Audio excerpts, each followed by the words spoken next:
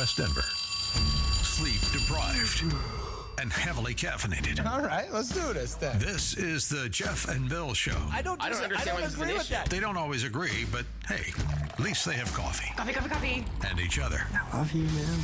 God help us. I want to bless him. We need all the help we can get. Now here's Jeff Hunt and Bill Thorpe. The Jeff and Bill Show on News Talk 710 KNUS.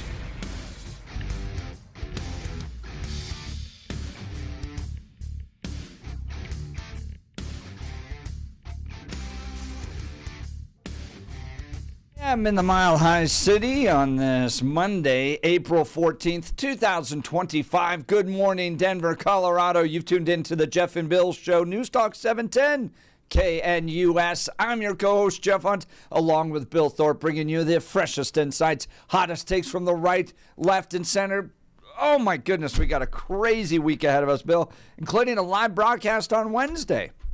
Yes, we do. We are going to be out at IHOP, the one in Belmar, so basically Wadsworth, Alameda. We're going to be there doing the show live on Wednesday. Rumors are Blake Olson's going to join us. Mike Boyle will be there. So far, Jeff Hildebrandt's parole officer said he can't come yet, so... Because that poetry on Friday got out of control. Exactly. So he's probably not going to be there, but everybody else, the cast of characters, and especially Mike Boyle. And actually chatting with Mike off the air, he may join us at 9 o'clock this morning to chat about the IHOP deal going on. But again, the cool thing is we have hooked up a $7.10 breakfast courtesy of Mike Boyle for you. So it is basically their big breakfast. You know, the eggs, pancakes, sausage, hash browns, all of that. But for $7.10, it's the best deal you've got that morning. There's nothing else that you're going to be able to put into your belly that's going to get your day going as well. It's going to be made fresh, made to order, and going to cost that little. There's nothing you can do to get those sandwiches or anything running through the fast food place, and by the time you roll through the coffee place and get that coffee that's going to be way too expensive, and then that prepackaged muffin, yeah, you're definitely over $7.10. So we're going to do you the best you possibly could that morning. Wednesday morning, come on out. IHOP in Belmar, Wadsworth, Alameda. We're going to be doing the show live, so hope to see everybody there. Last time we did a show, lawsuits were flying around. Yes, Britta Horn and Darcy Shannon were both there, and that was crazy. It was so these can turn out to be a little bit of a rodeo sometimes. Yes, it can. We have no idea what's going to be going on that morning, so it's a lot of fun. We really appreciate it. This will be great. Swing by for just a cup of coffee or enjoy all 4 hours. You also get to see the whole production side of the Jeff and Bill Show, which is a ton of fun. So this Wednesday, 6 to 10 a.m. at the IHOP in Belmar. Belmar, come hang out with us. All right, we've got a wild show today. We're going to be talking about this K-12 education department in Colorado just refusing to comply with Trump's D.E.I. order. Commissioner Susana Cordova said state schools are already in compliance with federal anti-discrimination laws, yet refuses to sign and certify a letter to the Department of Education to abide by Trump's DEI orders. We're going to talk with Kristi Burton Brown coming up here in just a second. David Williams, the president of the Taxpayer Protection Alliance, joining us as tomorrow is tax day. I'm sure many of you are very happy in light of that, with the money flying out the door to the federal government, the state government, with all the great things they're doing. I'm sure you feel great about tax day being tomorrow. But Dave Williams, president of Taxpayers Protection Alliance, will be joining us. And then big announcement, somebody's running for governor, but you're not going to know who until the 8 o'clock hour. They're going to be joining us as they make their announcement just after the news, 8 o'clock hour. Running for governor here in Colorado. Lots to cover, but most importantly, your phone calls and texts. Phone lines are open, 303-696-1971, or text us on the Dan Caplis Law text line at 720-819-5115. Let's kick it off. Now it's time for Blake Olson. Blake Olson. Blake Olson, news and comment.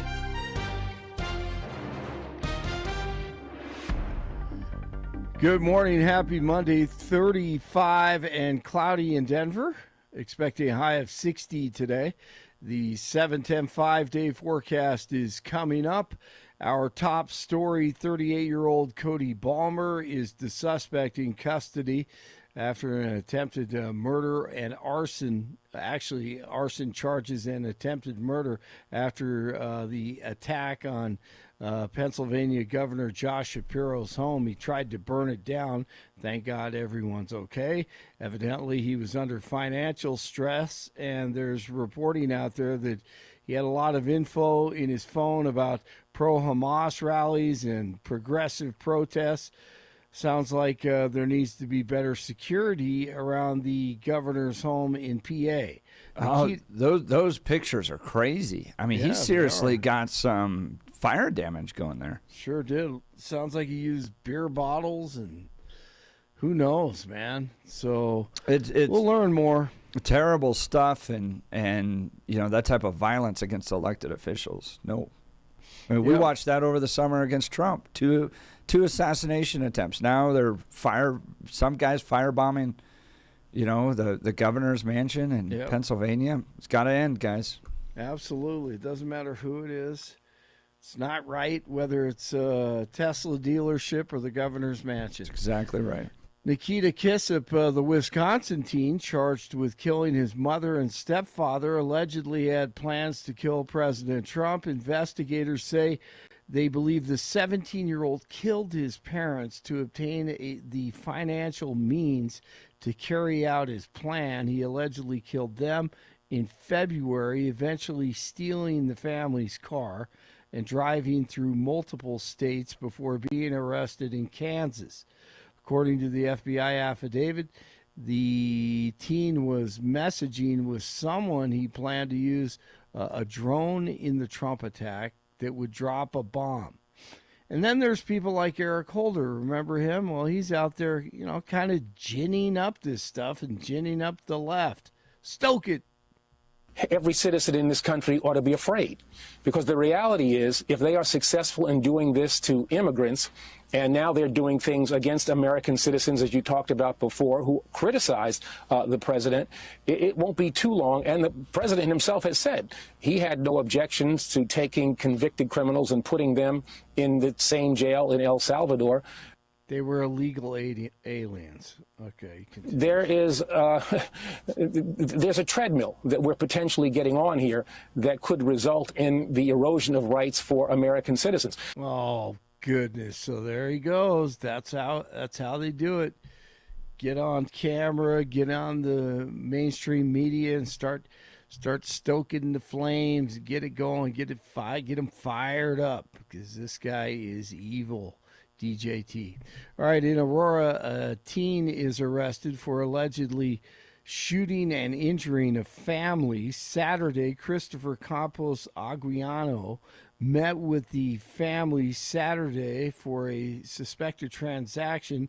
When he took the product and drove off, the suspect shot back at the family when they followed him, hitting a man, a woman, and a girl. The man is seriously injured, and the other two are suffering from minor injuries. Campos Aguiano is facing charges of attempted murder. Crews are working to contain a wildfire burning near Sedalia in Douglas County. The fire near Turkey Track Shooting Range in the Pike San Isabel National Forest was first reported on Saturday. It has burned about 128 acres and was 45% contained as of last night. The fire was human-caused and is still under investigation. Let's see. DJT on True Social last night, he says that he is suing 60 Minutes, CBS News, and Paramount for billions of dollars for their news coverage of the 2024 election and for their coverage last night, which he said was fraudulent and not accurate with their coverage of Greenland. He says it's unlawful and illegal behavior, and CBS is out of control. He says they should pay a big price. He also reminded people that, hey, this is Holy Week. Easter Sunday is ahead, and we need God, and we want God, and we need his help. Amen to that. I agree. Right? Do you remember, this was probably the biggest day of phone calls and text messages we ever had, was the Monday after the day of visibility that Joe Biden did the same day as Easter Sunday. Easter weekend. Yeah. Oh, wow. I almost forgot that. Yeah, I mean, it just horrible. blew up over here on that one. Golly, and you can understand why. Man, thank God we're out of that right now. But the fight continues, and it will always continue. Hey, an all-female crew of celebrities is headed to space on Blue Origin's next flight. Launch is set for today with pop star That better Katy make it back Perry. safe, man, or they will never live it down. Boy, you got that right. Katy Perry and who is it? Gayle King and what? How many more? 4 more, I think. Yeah, boy, you got that right. That better be a great success. All right, news brought to you by Lair Fireplace and Patio, Denver's premier source for everything fireplace, patio, and grills, locally owned and operated since 1954, online at lairfireplacepatio.com. Rory McIlroy had to beat Justin Rose in a playoff hole in the 89th Masters. He had a big lead and then kind of fell apart, but captures his first Grand Slam. The Avs over the Ducks 4-2, and the Nuggets run past the Rockets 126-111. 34 in North Glen, 33 in Highlands Ranch, 35 in Denver. Jeff and Billy continue. Blake Olson, News Talk 710, KNUS.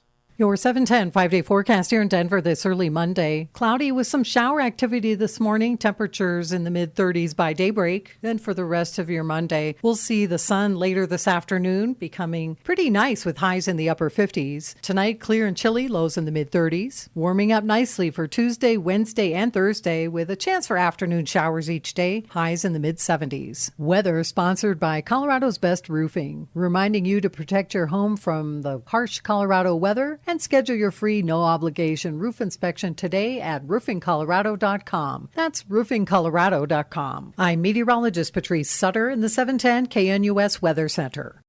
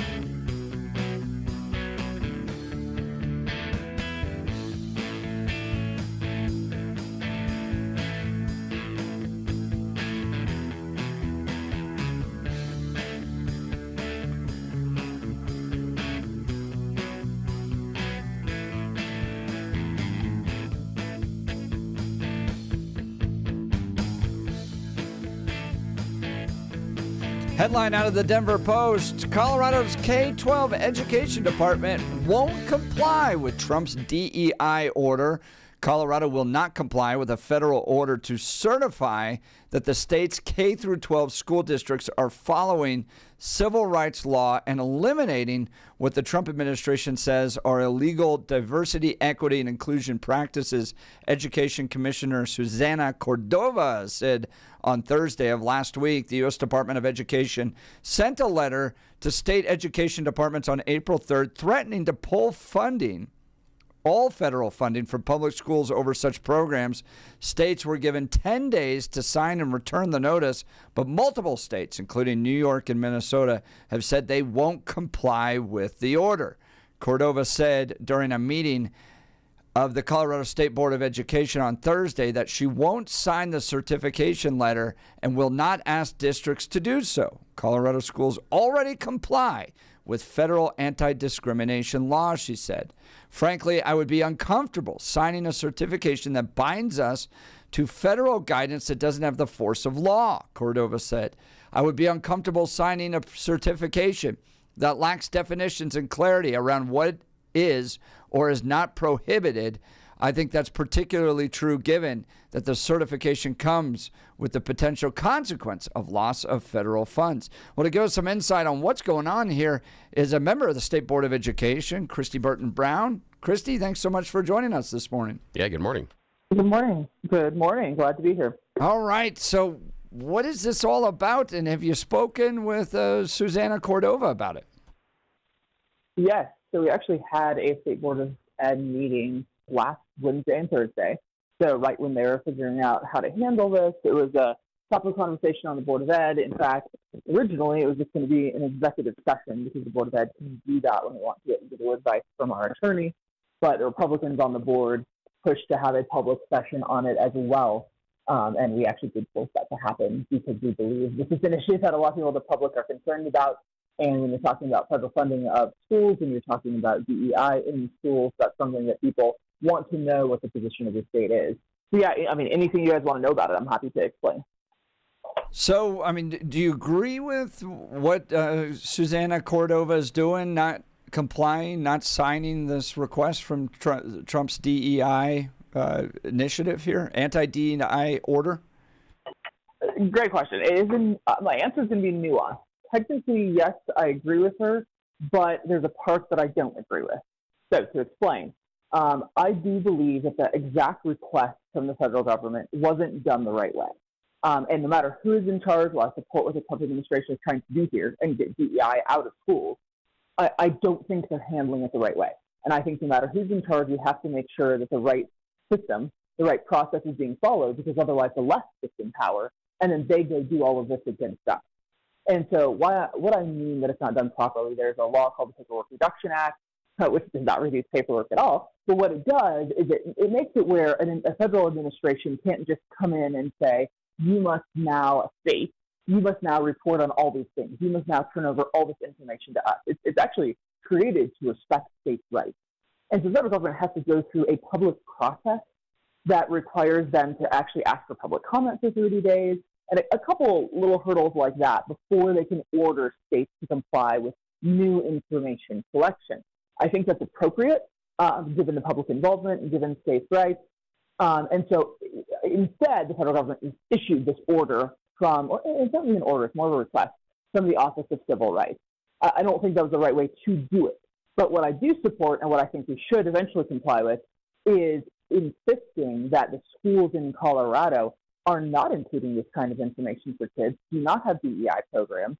And I know that some schools in our state, like Cherry Creek School District, for example, has been known to have those kind of programs and that kind of stuff in their classrooms. So what I liked about the order is that it was going to tell the state Department of Education that they needed to create a plan with schools like that to fix that situation, to stop it, and to get on the right track. That's the piece I like. But here's the last thing I'll say, and then take other questions if you have them. The thing I liked that Commissioner Cordova did is she did go an extra step and say, well, I'm not going to sign this document because it wasn't created correctly in the legal way. I am going to sign another assurance that was created the right way, that it's a document from the federal government that assures we are complying with Title VI. And it specifically says that the state of Colorado's education will comply with any standards, guidelines, or rules issued by the Federal Department of Education that discusses how Title VI must be handled. So honestly, I think that's all the federal government needs to do. Is instead of issuing this guidance on stopping DEI programs through the Office of Civil Rights, we need to issue it to the Federal Department of Education. If they did that, Colorado just signed another document saying we will abide by those standards and guidelines if it's issued from the Federal Department of Education. So little change in process, but it is more legally accurate. I think if the federal government does that, Colorado just signed and said that we would comply. We're talking with Kristi Burton Brown. She's a member of the State Board of Education, elected from District 4, which represents the eastern part of Colorado, regarding a headline out of the Denver Post. Colorado's K-12 education department won't comply with Trump's DEI order. So it sounds like we're complying with federal law. We're going to comply with an order that comes from the Department of Education, but this particular order was not done in the right way. And so that's why you're getting the headline. Did I sum it up correctly? You did. And I think a lot of people, Jeff, are super excited about the fact that Trump administration is making so much change so quickly. I'm excited about that too. But I do think there are some processes that we use at the federal level in order to respect states' rights and in order not to do such a big power grab that the next administration can turn around and do it all to us, the conservatives. And so that's why I think it is important that we respect the process and follow it as we make the big change that needs to happen. So yes, that would be accurate. I do want to ask you with regards to how our schools are treating DEI. The critique from many conservatives, and I think rightly so, was that DEI became a form of racism. We were elevating particular people based upon their race, focusing too much on race. Give us a sense of how, from your perspective on the State Board of Education, Colorado is dealing with this progressive leftist effort to push race back into everything again. Oh, sure. I mean, I think it is rampant in certain school districts across Colorado where they've taken a very bad thing, racism that everyone's familiar with, treating kids of minority races differently. That was something that certainly happened in public schools across the U.S. for decades. That's a very wrong thing. But what they did is they took that and said, okay, now let's not just end that and stop it, but let's go in the opposite direction and teach white children that they are oppressors and continue to teach minority children that they are oppressed. Separate children by race, give them different opportunities based on race. There's absolutely been documented instances of school districts in Colorado treating kids that way. I think it's really wrong. I think every kid should get an equal opportunity to learn, to participate in class, to have opportunities at school, and that it shouldn't be based on their race or their gender or their ethnicity. And so definitely happening in some schools in Colorado. And I think what's disturbing, this is why I wish we were able right now to comply with the second part of the request from the federal government, which is any school districts you have in the state that are doing DEI in wrong ways, go help them fix it, create a plan to stop this. That's the piece I wish we could be right now. I think there's emails we're getting on the State Board of Education with people who are teachers in these schools or perhaps on the boards, local boards, saying we shouldn't comply because we should be able to continue these programs. I think that's the part that's concerning, not people who don't want to comply because the federal government really isn't walking through the right process and respecting states' rights, but the people that are like, no, we have these programs and we like them, and they're here to stay, don't comply. Like that, those are the districts we should then be looking into and saying, what is going on with kids in those schools? That's Kristi Burton Brown, member of the State Board of Education, joining Jeff and Bill live. How does the Trump executive order prohibiting DEI teachings in schools define DEI? What's the definition? So it doesn't. It doesn't. And Bill, that's a great question. Now, it walks through a recent Supreme Court case, the affirmative action case, and quotes some language from the Supreme Court there, talking about how people can be treated and how it's not on the basis of race. But it doesn't actually define DEI. And that was one issue we did talk about on the Board of Education, was how are states expected to comply with something where there is not a hardcore definition. We can be like, okay, by this standard, yes, our districts are participating in these kind of programs, or no, they're definitely not. And I think in Colorado, the answer is different district by district. A lot of the districts in my area in CD4, certainly don't have these kind of programs. I have a lot of rural schools in my district. And Douglas County has a great local school board as well. That's the biggest district in CD4. But anyway, I think that is an issue, no matter which side of this you come down on. And obviously, I think these kind of programs should absolutely stop in schools. The federal government isn't giving a definition. And so they should do that. If they reissue this to the Federal Department of Education, they should go ahead and provide a definition as well when they issue it to that department. Yeah, that was my question, because how do you find out whether or not your school district is conforming to these guidelines or not if you don't have any guidelines? It's almost like saying, well, we're going to have standardized testing that'll make sure that kids are performing up to math standards at grade level, but one state could have math standards meaning functional operational algebra. The other state could have a standard that's, can you find the number 2 in these 10 numbers? So without having those guidelines, it makes it very difficult. The other question I've got for you, Kristi Burton Brown, member of the State Board of Education, how do we balance the cognitive dissonance of Donald Trump's desire to end the Department of Education, but here he's trying to push a larger federal guideline about Education. I thought the idea was to give it all back to the states and let them choose. Why is Donald Trump's administration making the choice? Well, Bill, I'd say that right now the Federal Department of Education still exists. It's probably one of those practical things that's like, hey, ideally we'd like this department to go away and fully give the states the opportunity to run education themselves. But while we still do have a Federal Department of Education, and while we're setting the states up for success, let's give them some guidelines that are going to launch those state-run programs from a good place. So I think it's just sort of like cart before the horse thing before he can actually abolish the Department of Education fully. So in theory, though, in theory, once Linda McMahon turns the lights off, all the states can go back and do the craziest DEI stuff they want, in theory. Well, I think that wouldn't that go over to Department of Justice? Because there's civil rights issues here. Not if there's no rules or laws outlining it. But there are laws. Civil rights laws. But that's the issue is how do you go into it? Yeah, that's the issue is how do you do the enforcement? And the assumption would be that school districts are not following civil rights guidelines per se now, which, if they weren't, would open up to lawsuits in the present. The status quo would open up for lawsuits. So unless there is some sort of functional change in the outline or guidelines, even moving it over to Department of Civil Rights wouldn't matter. It wouldn't necessarily change the legality of it. So that's the question I have. I kind of disagree with that, Bill. Because, and I agree with part of what you're saying, that they actually would need to issue some of these rules and standards and guidelines first in order to hold the states accountable. But I'm not saying they can't do what they're doing with the Office of Civil Rights eventually. I'm saying they have to walk through the process to make it effective. If there's enough public comment, there's a few other steps they have to follow. If they did that, these standards, rules, guidelines would be effective. They could pull federal funding. They could do whatever they wanted. And so if the Federal Department of Education is abolished, that doesn't mean there's no standards on states. It just means they need to pass a few laws, make a few rules or guidelines that other departments oversee, in the same way that abolishing the department doesn't mean there's no federal funding of education.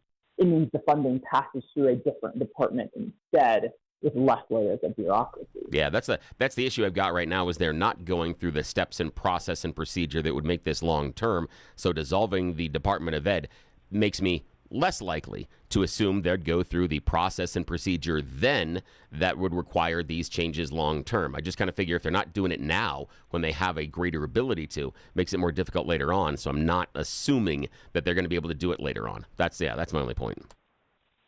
Yeah, and I think it depends on what they take away from this kind of a situation. Like, still, I believe the majority of the states haven't said whether or not they're going to comply. And even some, not ultra-liberal states see technical problems with this requirement, states' rights problems. And so I think, do the people in Trump's administration take this as, okay, hey, if we want to do this, we're doing a good thing, but we need to do it the right way? I think that remains to be seen. They need to take situations like that and change it a little bit, do it the right way, follow the process, because to your point, Bill, that does make future effects more certain and help good standards actually mean something if you follow the process. We're talking with Kristi Burton Brown. She's a member of the State Board of Education. Headline coming out of the Denver Post: Colorado's K-12 education department won't comply with Trump's DEI order. Now, I understand, okay, so we may believe that Trump didn't do this right, but is there serious dollars on the line here that could impact Coloradans? I think that is definitely the money question, Jeff. And that's something I brought up when we were having our meetings in the Board of Ed last week, as I said, in my view, we should let every district choose if they want to respond to this differently, because money is on the line, at least according to the federal government it is. And so if there's some districts in Colorado that say, no, we want to sign this assurance, even if we don't have to, because we don't have DEI programs, and we want to ensure that the federal money keeps coming to us. So, that's something I definitely push for, is that I think every district should get their own chance. As you probably know, and as I think your listeners know, the federal government doesn't hand out money to each school individually. It gives a chunk based on student enrollment and other programs to the entire state, and then the State Department of Education funnels it out school by school based, again, on student population and free and reduced lunch and other programs like that. So could the federal government cut all funding because some schools don't comply? It could, but more than likely what they'd have to do is cut it based on the number of people in the schools that aren't complying. So it remains to be seen if that's what they're going to do or not. But that's what they said. We're talking with Kristi Burton Brown. Now, I came across this. This is ancillary to what you oversee, because I don't think State Board of Education has anything to do with colleges. Do you? No, we don't. Yeah, but I came across this because I find it interesting about like DEI programs.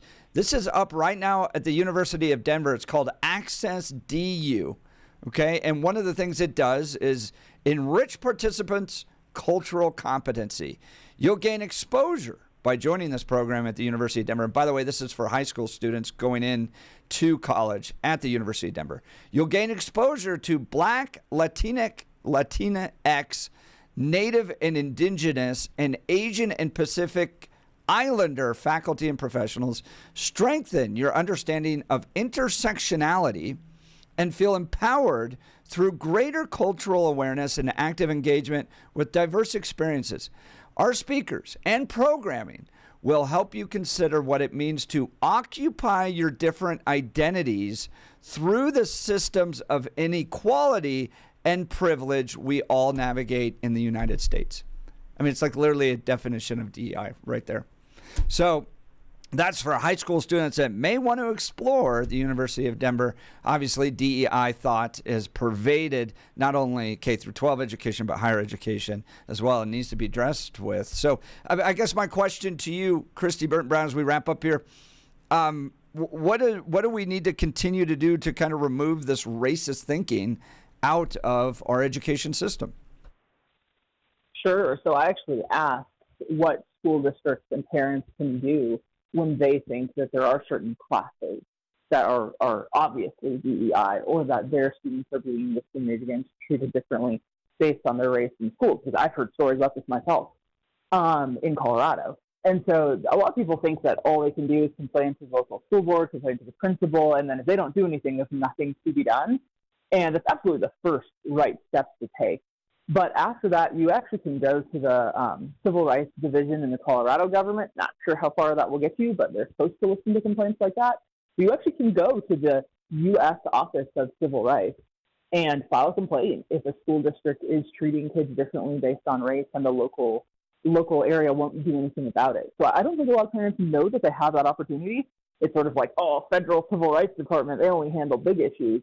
But no, they handle actually any issue that is race-based, where kids are being treated differently based on that. So I think especially with the Trump administration, that is a good option. It will take a while, because I do know there's a backlog of cases in the Federal Department of Civil Rights right now, but it's still worth doing that if local districts won't listen. Kristi Burton Brown, member of the State Board of Education, thanks for taking time to join the Jeff and Bill Show and update us on this. Yeah, thank you. Thank you, guys. Thank you. All right, want to talk to you about my friends over at the Black Eyed Pea, because guess what? This Sunday is Easter. The Black Eyed Pea of Colorado, owned and operated by Steve and Michelle. I love this restaurant, and with 8 locations, there's sure to be one near you. When's the last time you took the family to eat at the Black Eyed Pea? This Sunday being Easter, what are your plans? Make sure it includes the Easter celebration at the Black Eyed Pea. They'll be serving the glazed ham dinner, brown sugar glazed ham steak served with 2 sides, or maybe you'd like the roast turkey dinner, hand-carved turkey served with stuffing and turkey gravy. It comes with 2 sides as well. Maybe you'd like both, roasted turkey and glazed ham. That's an option too. Or there's the hand-carved prime rib, 12-ounce slow-cooked prime rib with 2 sides. Be sure to save room for their fresh-baked cobbler served with ice cream. Ooh, that sounds good. It's the Easter celebration on April 20th at the Black Eyed Pea. I love everything about this restaurant, and I know you will as well. Let them do the cooking for you and keep it in Colorado. Visit the Black Eyed Pea near you. Bill, are you guys eat-at-home type of folks on Easter, or head out? It's odd you asked that, because we're having that debate currently. Yeah. My mom has invited us over to her community where she lives. Oh, nice. And it's nice, but it's somewhat complicated and everything else. In all honesty, we prefer to do it at home. We do a lot of it at home and have for years. However, since my mom has extended the invitation, my wife and I are balancing out the no cooking, no dishes. That's a really strong argument. It's, regardless of, it's long lines, it's a nice buffet, and my mom's place does it really nice. That's a really strong argument. No dishes and no cooking, that's really persuasive. So I don't know yet. How about you guys? What do you guys do? We're in that interesting season, too, where there's so many grandkids that to put it all on grandma is a big burden. But then to have one of the families host as well creates quite a burden upon them because they also got all the little kids and they're trying to deal with that stuff too. So heading out for us, typically the better option. Yeah, we had made the rule in our house when the kids were little that you can invite us. We're happy to show up, but we're not hosting at our house because we will bring the chaos and all the little mouths to feed. That's our deal. That's it. So until then, and now that the kids crested up over all of them over the age of 16, now we've been the hosts. And then so we've been the hosts the last couple of years because we did enough at the other people's house. So now it's kind of the standing invitation. Up for it. Yeah, that was kind of the deal that later on. So every year, Thanksgiving, Easter, everything else, standing invitations at our house. So we're going to put feelers out, see if everybody wants to. But my in-laws are actually not going to be able to join us. They've got something else planned that day. So it constrains the number of people in the family already. I was looking at that day. It was 420, and there's quite the pot rally. Yeah, so exactly. Is that where they might be? No, they've got something else planned. But it should be fun. Yep. I wanted to go down and film it because I love talking to people. Oh, yeah. And I created a little film at the March for Life, which we'll talk about when we get back here for a second. But I was going to go down and then realized, it's the same day as Easter, and that probably wouldn't be good. But yeah, although the questions you could ask on 420 Day on Easter would be a lot of fun. What kind of blunt would Jesus roll? You think if he showed up here and we ran out of pot, would he all of a sudden make sure that everybody had enough? Yes, exactly. Yes, miracle. Would he do that? Would he do that where everybody had a bag of Cheetos and their own blunts? I mean, is that what he would do? He'd feed and give someone fishes and loaves. So sacrilegious, Bill. Yes. I would be there. Unbelievable. I know. The thing is that I would lean into that just to see what the responses are you could get from them, just because. We now know why Bill was kicked out of his theology classes. Yeah, on numerous occasions. And again, hopefully there would be some sort of water feature nearby, and you're like, do you think you can high enough to run across the water? Come on, it's Easter. Jesus did it. Why can't you? I mean, there's so many things. They could be open for so many suggestions. It could be a lot of fun. All right, we'll talk more. Phone lines are open if you want to join us. 303-696-1971. Is DEI pervasive in our schools? And do you appreciate what the Trump administration's doing about this? Or is this an unlawful order? And you agree with the state education department that we're not going to sign Trump's DEI order? 303-696-1971 or text us on the Dan Caplis Law text line 720-819-5115. You're listening to The Jeff and Bill Show. This is Denver's Talk Leader, News Talk 710 KNUS.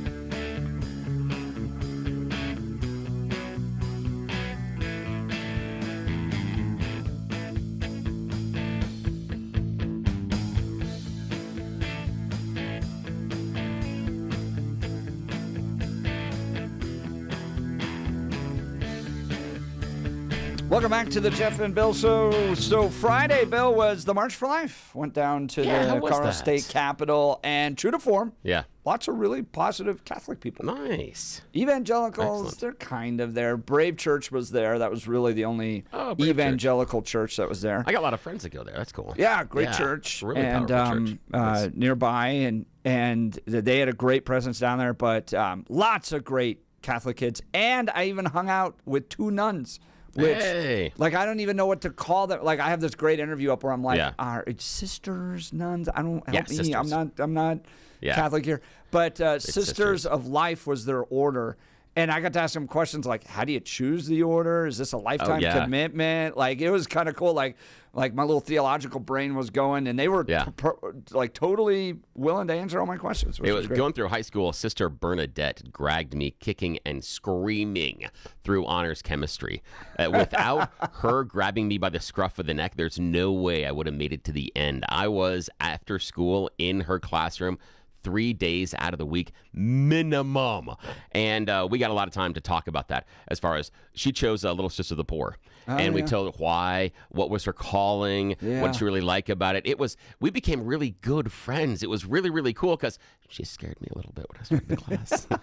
And it was really neat. But yeah, without her grace and kindness, I never would have seen the end of that class, and it would have been my first high school F. There was no way I was making it through it. And she got me through it. I got through there by the skin of my teeth, got a C+, but turned around and did really well on some of the standardized tests and everything afterwards. And there was one test I came in, and I think it's the ACT, I forget which one it is. And on the section, I had missed one question on chemistry. And I came in here, and she looks at me, and she goes, "What?" And I looked at her, I go, "I know." She goes, "How?" I go, "I have no idea." She goes, "Do you say some of it stuck?" "Yeah, some of it stuck." And she goes, "I'm impressed." I go, "I am too." And I go, "Without you." And so we gave a big hug to each other. But yeah, it was one of those things that, without Sister Bernadette, there's no way I would make it through. Oh, that's great to hear. I also did a lot of interviews of pro-choice, pro-life. It's all at x.com/Jeff Hunt. Now, there were a lot of curse words, but only from one side. Interesting. Oh, the protesters, huh? The pro-choice counter-protesters. Yes. And you could go watch that. And the funny thing is, they now all know me. So when I come, they all go, "Oh, crap." Oh, no. Yay. Oh, that's fantastic. Good job. Good job, my friend. So that's fantastic. Go to x.com/Jeff Hunt. You can watch my conversations with pro-choice and pro-life activists at the March for Life, which was on Friday. All and right, only one group using the naughty words. Yes. Which wasn't ones? a Catholic.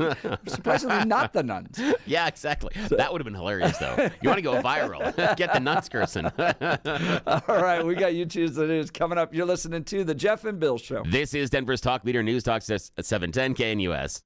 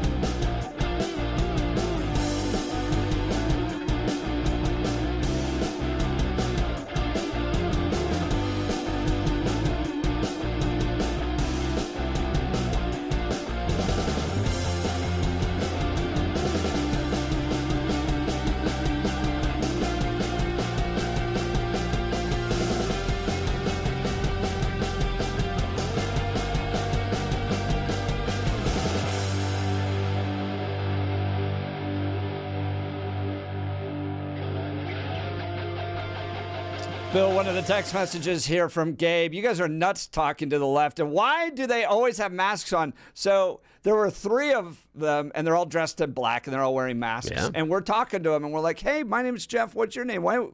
Let's start having a conversation. We're always at the same thing. Let's get to know each other a little bit. And they would never take off their masks. They would never say their name. So Scott Shamblin, who was there, who's been on our show before, he's kind of a comedian, satirist. We just started referring to them as Larry, Curly, and Moe. Absolutely. Yes. Give them names. They're not going to share. You give them names. Absolutely. Sure. Yes. And make reference points if you can. Save an image from each one of them and then talk about all the ones they go to. Yes, later on. Yes. And absolutely. They have tattoos near their eyes. One guy does. So we're learning who he is. That's weird. Again, for someone that doesn't want anybody to know who he is, face tattoos, not helping. Yeah, right. Just easily identifiable. I'm just saying, yes, of all the things that are most easily identifiable, putting permanent marks on your face, that's among the top 3. Well, for those waking up Monday morning and struggling to get going, here's a little shot of energy. You choose the news. Yes, it is that time of the morning where we play everybody's favorite fake radio news game show, You Choose the News. For mere moments, I have scoured the interwebs this morning to find really dumb stories about us humans, giving them even more ridiculous headlines so that we can play this fake radio news game show. Why in the world would I do something like this? Well, because we are left unsupervised. Yes, those people that are responsible for the programming here at 710 KNUS do not wake up for another 7 minutes, and we are going to take full advantage of being left unsupervised. Yes, this is what we do when nobody is watching. Alrighty. Now, Blake Olson is joining us from the news department, and Jeff Hunt in the studio. Gentlemen, here are your choices this morning. Choose wisely. Headline number 1, smell you later. Headline number 2, check your assets. Headline number 3, emergency roadside assistance. And headline number 4, ducking the rules. Smell you later. Yeah, smell you later. You ever wish that maybe instead of just like a theme song, maybe you had a theme scent? Something that someone would smell every time you were around? Well, a phone company in India is now going to make your dream come true. Yes, unaware of things like perfume and cologne, they are now going to make your cell phone have a unique scent. Yes, a smelly phone. Yes, they have patented a series, like a little pouch that sits on the back side of your phone in the phone case, and then releases a custom scent that you may want. You can have some to choose from. You can create your own. But yes, now your phone is going to be a little smelly. You know, you could just carry like cologne around. I know. But however, where my mind goes is I want to create the other side of things and create the awful scents so you can place them in your friend's phone so it smells like rotten eggs and they don't know why. Did you ever bring fart spray to school? Yes, exactly. Yeah. Yes, the fart spray. That's what I'm thinking of, my friend. I'm thinking about that. And something that'll just linger for a while and then eventually become offensive. So, yeah, but yes, soon your cell phone in India will be able to smell. West Middle School may have had a little fart spray in the library. Hey, nice job. I'm sure you knew nothing about that. Yes. Alrighty, Blake Olson, sir, check your assets, emergency roadside assistance, or ducking the rules. CYA. Check your assets. In a shock to everyone, Publishers Clearinghouse, yes, the company known for their sweepstakes and massive check giveaways, has declared bankruptcy. No. Yes. Because they gave too much money away? I don't know. Well, probably because nobody reads magazines anymore. It's a really bad business model. Yeah. And so since they go out there and they try to peddle you on both, they reach out to people through direct mail. Not so good. And the fact that they're selling magazines, not so good. Basically, they're becoming buggy whip salesmen here while Henry Ford is assembling cars. So they're trying to go through reorganization. They're trying to imagine themselves as a digital advertising agency, but I have no idea what that means or how they do it because, again, it's much easier to ignore their letters when they come through email. Say, just sell pictures of feet. I know. It's where all we're going. Yes, it's just pictures of feet. Now, speaking of that, Jeff Hunt, your choice, sir. Emergency roadside assistance or ducking the rules? Emergency roadside assistance. Yeah, here we are going to Sigurd County. A 45-year-old woman was recently arrested and accused of leading police on a high-speed chase down I-70. Yes, she reached speeds over 130 miles per hour. The chase went on for more than an hour, and eventually tire spikes stopped her car. She pulled over to the side of the road, refused to get out of the car, and called AAA for help. Yes. While she was refusing to get out of the car and comply with the officer rules, she called AAA on the phone and was like, "Hi, can you come fix my tire? I need to keep running from the cops." AAA did connect her to the cops, and they got her out of the car. All right, that's it. Back to you, sir. Right. We got a lot to cover. You're listening to The Jeff and Bill Show. This is 710 KNUS.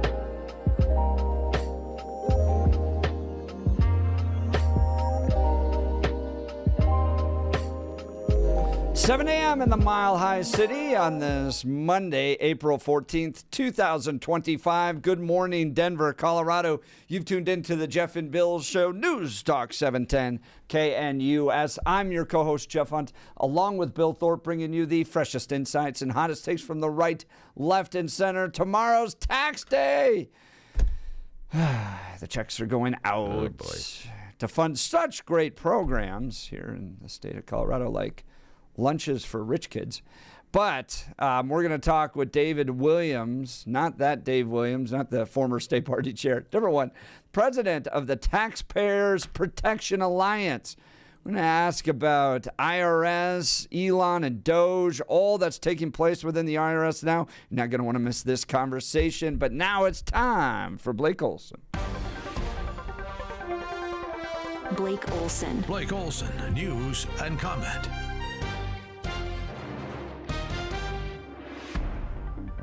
Good morning, 34 and cloudy in Denver. Happy Monday. Expecting a high of 60 today. We had a little snow and rain last night. The 7-10 5-day forecast is coming up. Our top story, thousands of people without power in southwest Denver. Estimated 12,000 XL customers woke up this morning void of power, but they have restored it just minutes ago. Not sure of the cause. DIA had delays Sunday after a United flight looked to have possibly made an emergency landing. It left for Edmonton from Denver, but returned to DIA after possibly hitting wildlife. That's what the report said. They wanted to make sure they didn't have any problems on the way to Edmonton, and they returned to DIA. No one was injured. We have lots of success. We have a lot of great things in the hope column. We hope it's going to be concluded, some of these things. We have a border that's totally sealed at 11. DJT over the weekend on Air Force One, one of President Trump's top advisors says that tariffs are working. On NBC, Peter Navarro pushed back against concerns the White House didn't have a plan for implementing the tariffs. He insisted that they are working as designed, and dozens of countries are now negotiating with the U.S. Howard Lutnick on why some electronics like smartphones don't fall under the reciprocal tariffs. Remember, those products are going to be part of the semiconductor sectoral tariffs, which are coming. So you're going to see this week there'll be a register in the Federal Registry. There'll be a notice put out. That is different types of work. So we're going to do that. We did that in autos. The president's going to do it for pharmaceuticals, and he's going to do it for semiconductors. So all those products are going to come under semiconductors, and they're going to have a special focus type of tariff. 38-year-old Cody Balmer is the suspect in custody on attempted murder and arson charges after the arson attack on Pennsylvania Governor Josh Shapiro's home. He tried to burn it down. Thank God everyone's okay. Evidently, he was under financial stress, and there are reports that he had a lot of info in his phone about pro-Hamas rallies and progressive protests. Nikita Kasip, the Wisconsin teen charged with killing his mother and stepfather, allegedly had plans to kill DJT. Investigators say that they believe that the 17-year-old killed his parents to obtain the financial means to carry out his plan. He allegedly killed them in February, then eventually stealing the family's car and then driving through multiple states before being arrested in Kansas. According to the FBI affidavit, the teen was messaging with someone he had planned to use a drone in the Trump attack that would drop a bomb. Houthi sources in Yemen say suspected U.S. airstrikes killed at least 6 and wounded dozens more overnight. The Pentagon didn't confirm the airstrikes, but the military has carried out some 200 attacks against the Iranian-backed Houthis in recent weeks. The strikes have targeted Houthi rebels or terrorists over their attacks on shipping in the waters near the Red Sea. Let's see, an airline pilot is facing sexual exploitation charges in Aurora. 68-year-old Ralph Bledsoe was arrested Tuesday after he allegedly flew from Canada to Aurora to have sex with a minor. His arrest was part of an ongoing undercover operation conducted by local, state, and federal authorities. Investigators are now trying to determine if Bledsoe may have used his job to abuse minors in other parts of the United States. Let's see, an all-female crew of celebrities is heading to space on Blue Origin's next flight. The launch is set for today with pop star Katy Perry and co-host of CBS Morning's Gayle King among the 6 notables. Would you go to space there, Blake? No. No, if you had the really Blue Absolutely Origin, not. you wouldn't go up. Oh, I wouldn't a heartbeat. No, I can't. I won't go skydiving, but that sounds fun. I'm not getting in a helicopter either. And I'm definitely not getting in a rocket. No way. I mean, it's awesome. It's unbelievable to see it, but sorry, I'm not going to do that. It would be cool to float around, though. I'm not going to lie to you. Well, maybe you'll have your chance soon, Jeffy. Rory McIlroy has to beat Justin Rose in a playoff hole in the 89th Masters, captures his first Grand Slam, and also last night the Avs over the Ducks 4-2. Nuggets run past the Rockets 126 to 111, 31 in Brighton, 32 in Littleton, 34 in Denver. Jeff and Billy continue. Make those stiffs run and chase you. Blake Olson, News Talk 710 KNUS. The week will be off to a bit of a cool start today, but temperatures will rebound very nicely for Tuesday, Wednesday, and for most of Thursday. But we're going to end the week a lot colder and maybe damp. We'll be near 60 or so today. Temperatures will be in the 70s for Tuesday, Wednesday, and Thursday. Thursday night into Friday, a chance of showers, much colder with rain and snow Friday. Weather sponsored by Colorado's Best Roofing, reminding you to protect your home from the harsh Colorado weather and schedule your free no-obligation roof inspection today at roofingcolorado.com. That's roofingcolorado.com. I'm meteorologist Don Day in the 710 KNUS Weather Center.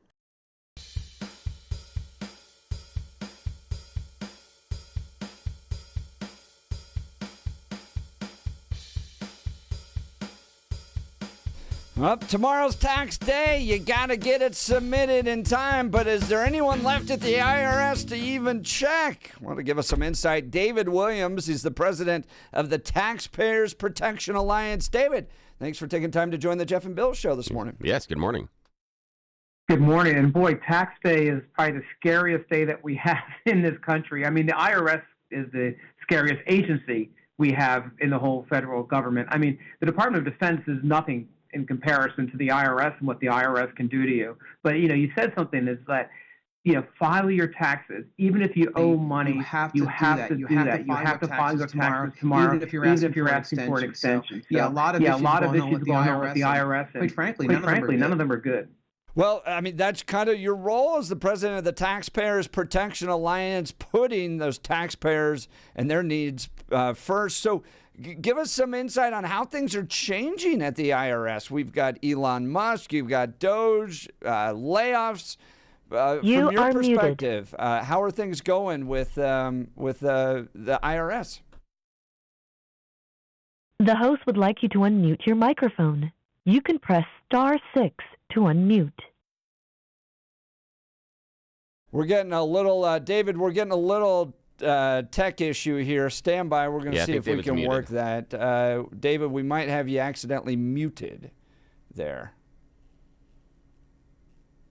David is not hearing us either. So stand by. We'll work on that. I'm going to talk to you about our friends over at Alarm Detection Systems. Look, reliability isn't optional when businesses' security is on the line.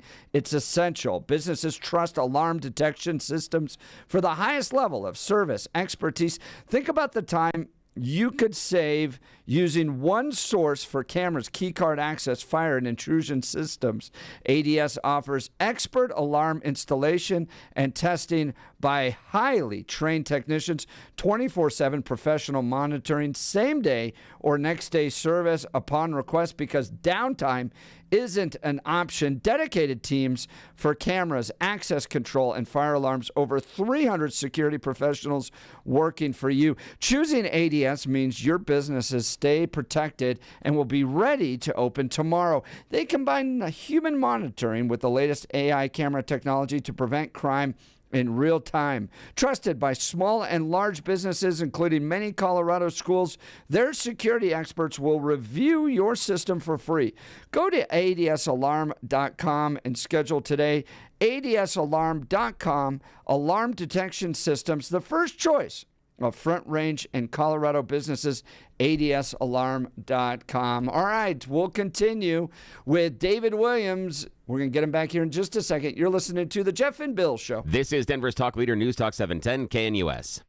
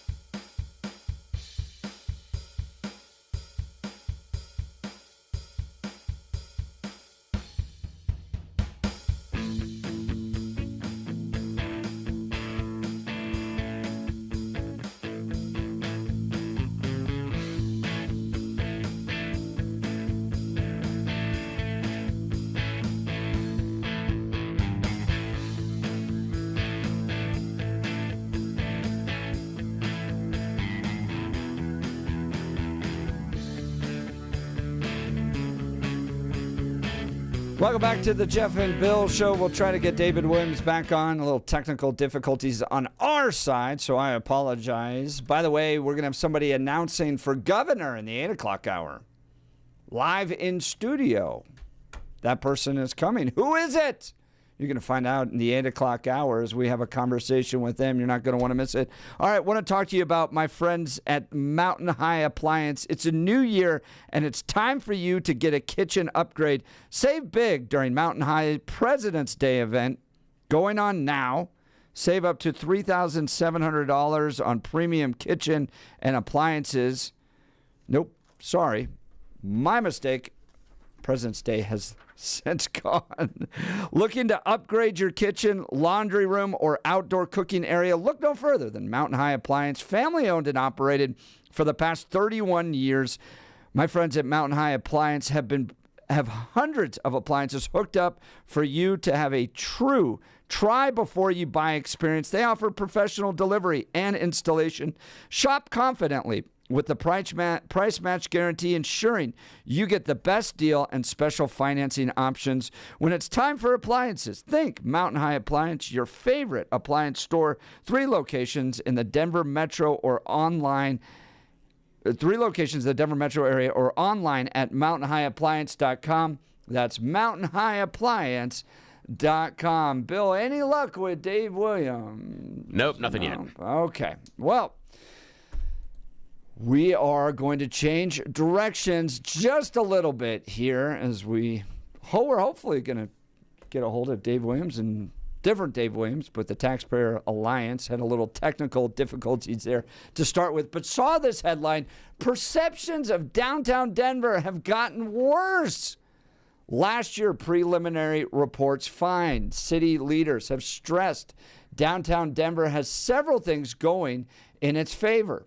Reopening of the 16th Street Mall, for instance, new businesses moving in, stronger police presence, and $570 million of investment money. Despite efforts to make a comeback, optimism has fallen among the public since last year. Yeah, no joke. It's really simple, guys. It's crime and homelessness. People don't want to deal with it. You clean it up, people want to go. Lo and behold, that's exactly what this has found. Perceptions of downtown grew more unfavorable in 2024, according to a preview of a Gensler report shown at the State of Downtown Denver breakfast event by the Downtown Denver Partnership held last Thursday.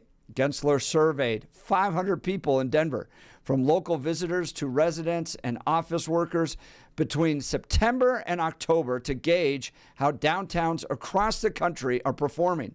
The full report hasn't been released and is scheduled to come out next month, but a firm's representative presented some of the findings at the event full of city leaders and downtown stakeholders at the Sheraton Hotel next to the Denver Pavilions. The results show the city may have more work to do in repairing perceptions of downtown ahead of several revitalization initiatives set to fully kick off this year.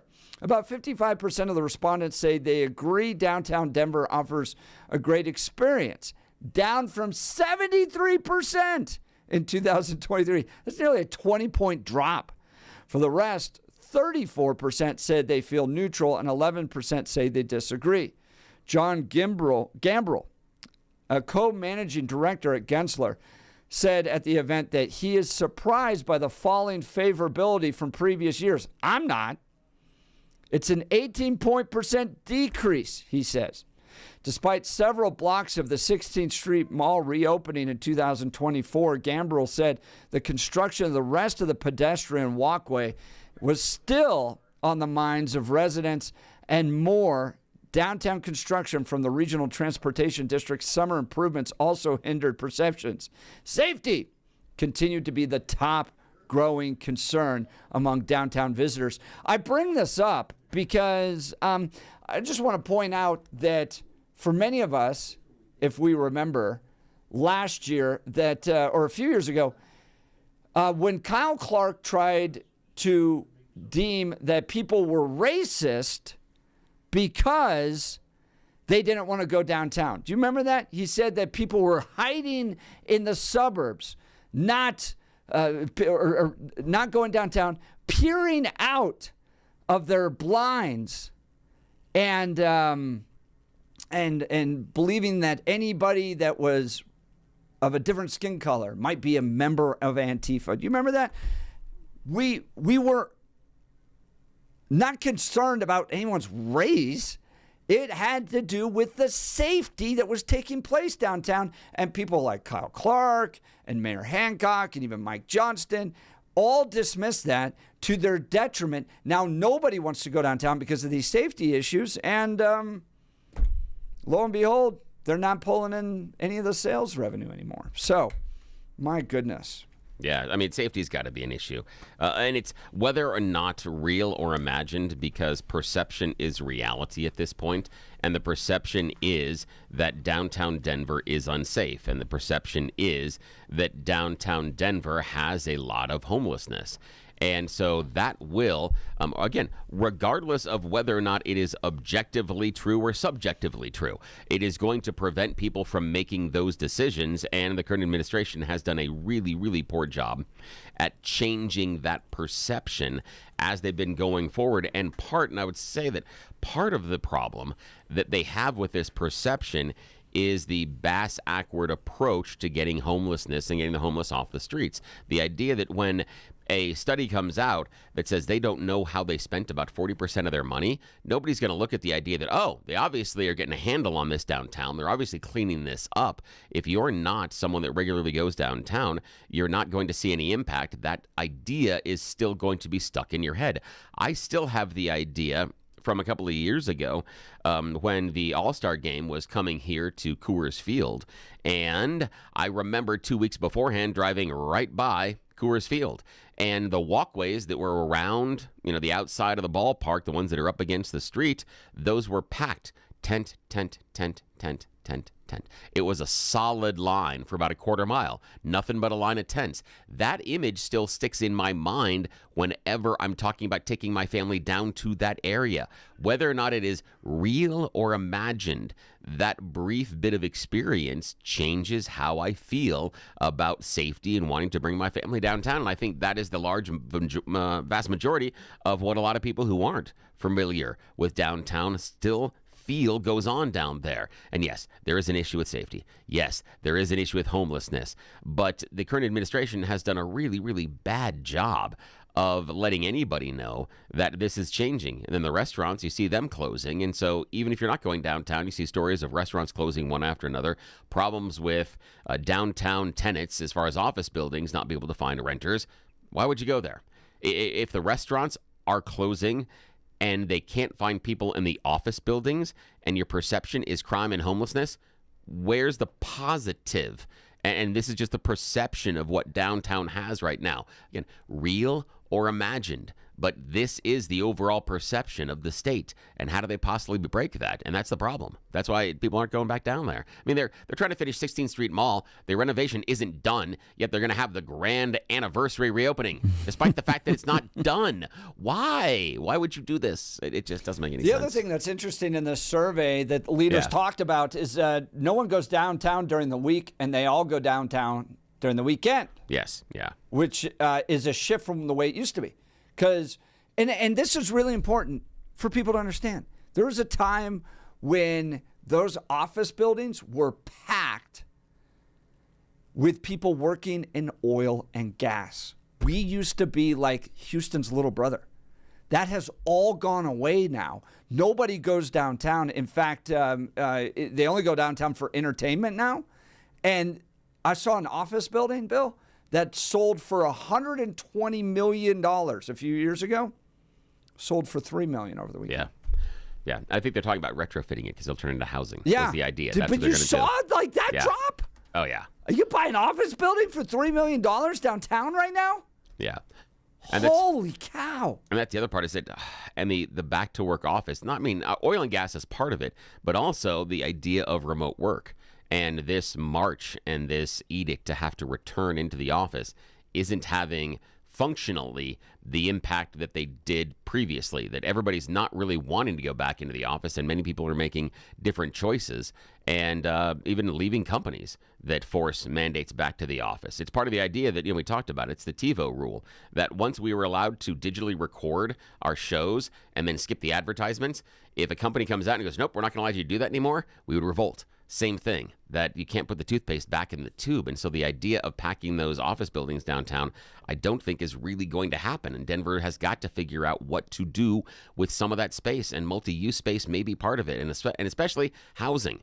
I know it's expensive to retrofit those office buildings, but when we have a housing shortage and you can take $120+ million office building and buy it for $3 million, your capital investment cost on that building is already a substantial discount. So the retrofit can in my mind, is okay based on the operating cost of that building. You've bought it at such a substantial discount, the investment to change into housing makes sense at that point, and you probably can make a hell of a lot more money downtown with housing than you can with office space at this point. But I think with the sports complexes also looking to leave, right? They're just going, nah, we don't want to deal with this anymore. Yeah. I mean, they're done the attendance experience, and then you've seen other stadiums be built in suburbs and perform really, really well. And so I think the type of people that are willing to spend the money to go to a Broncos game, spend the money to go to a racetrack, all that stuff, they don't want to deal with downtown anymore. Yeah, so they're going to think leave. about it this way, though. The Broncos are 18 games, more or less. And that's been the argument from the city for years, is we have this stadium that outside of concerts and outside of, the number of games a year sits empty. And it's not the stadium itself, it's those parking lots. That's a lot of real estate that, to the mind of the Denver fathers, that's money that could be earning stuff. That could be retail locations. That could be restaurants. That could be parks. They're trying to revitalize the whole Pepsi Center, because it's Ball Arena now, and Elitch's. They've got a whole new redevelopment down there that doesn't have parking or anything else, and they're trying to bring people back based on that, because I think they've come to the conclusion that Elitch's and Ball Arena are going away down there. So they're trying to figure out a way to keep people down there, and part of that is the housing, the restaurants, and that's what they want for the Denver Broncos stadium. But we'll see. We'll see if that does it. If they just created a nicer place, does that bring people back? I'm not convinced. I'm not convinced at all.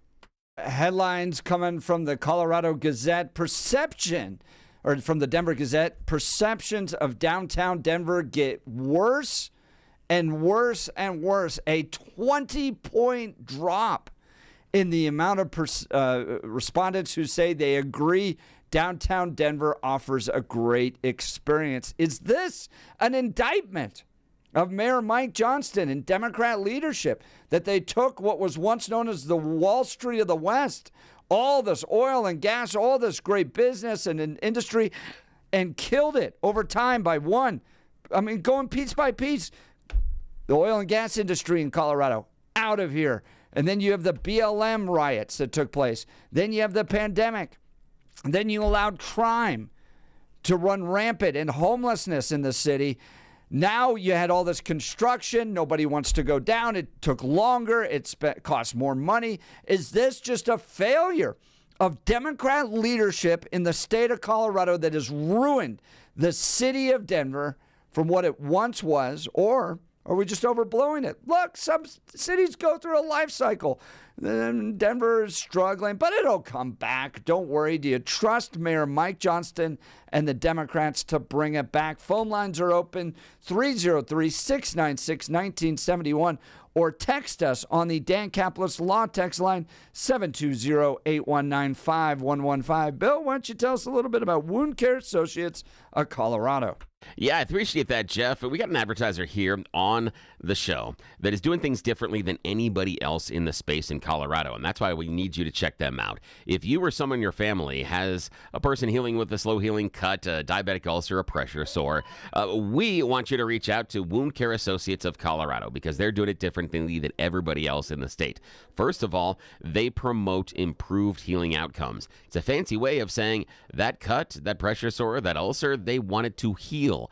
Oddly enough, many other wound care facilities just want to maintain the wound. That's the idea of leaving it open and letting all the dirt, germs, and bacteria still get access to your body. Yes, keeping open the wound. Imagine if you had some sort of a deep cut in your forehead this morning. You went into the doctor, and they're like, yeah, instead of stitches or a Band-Aid, we're just going to keep this thing open.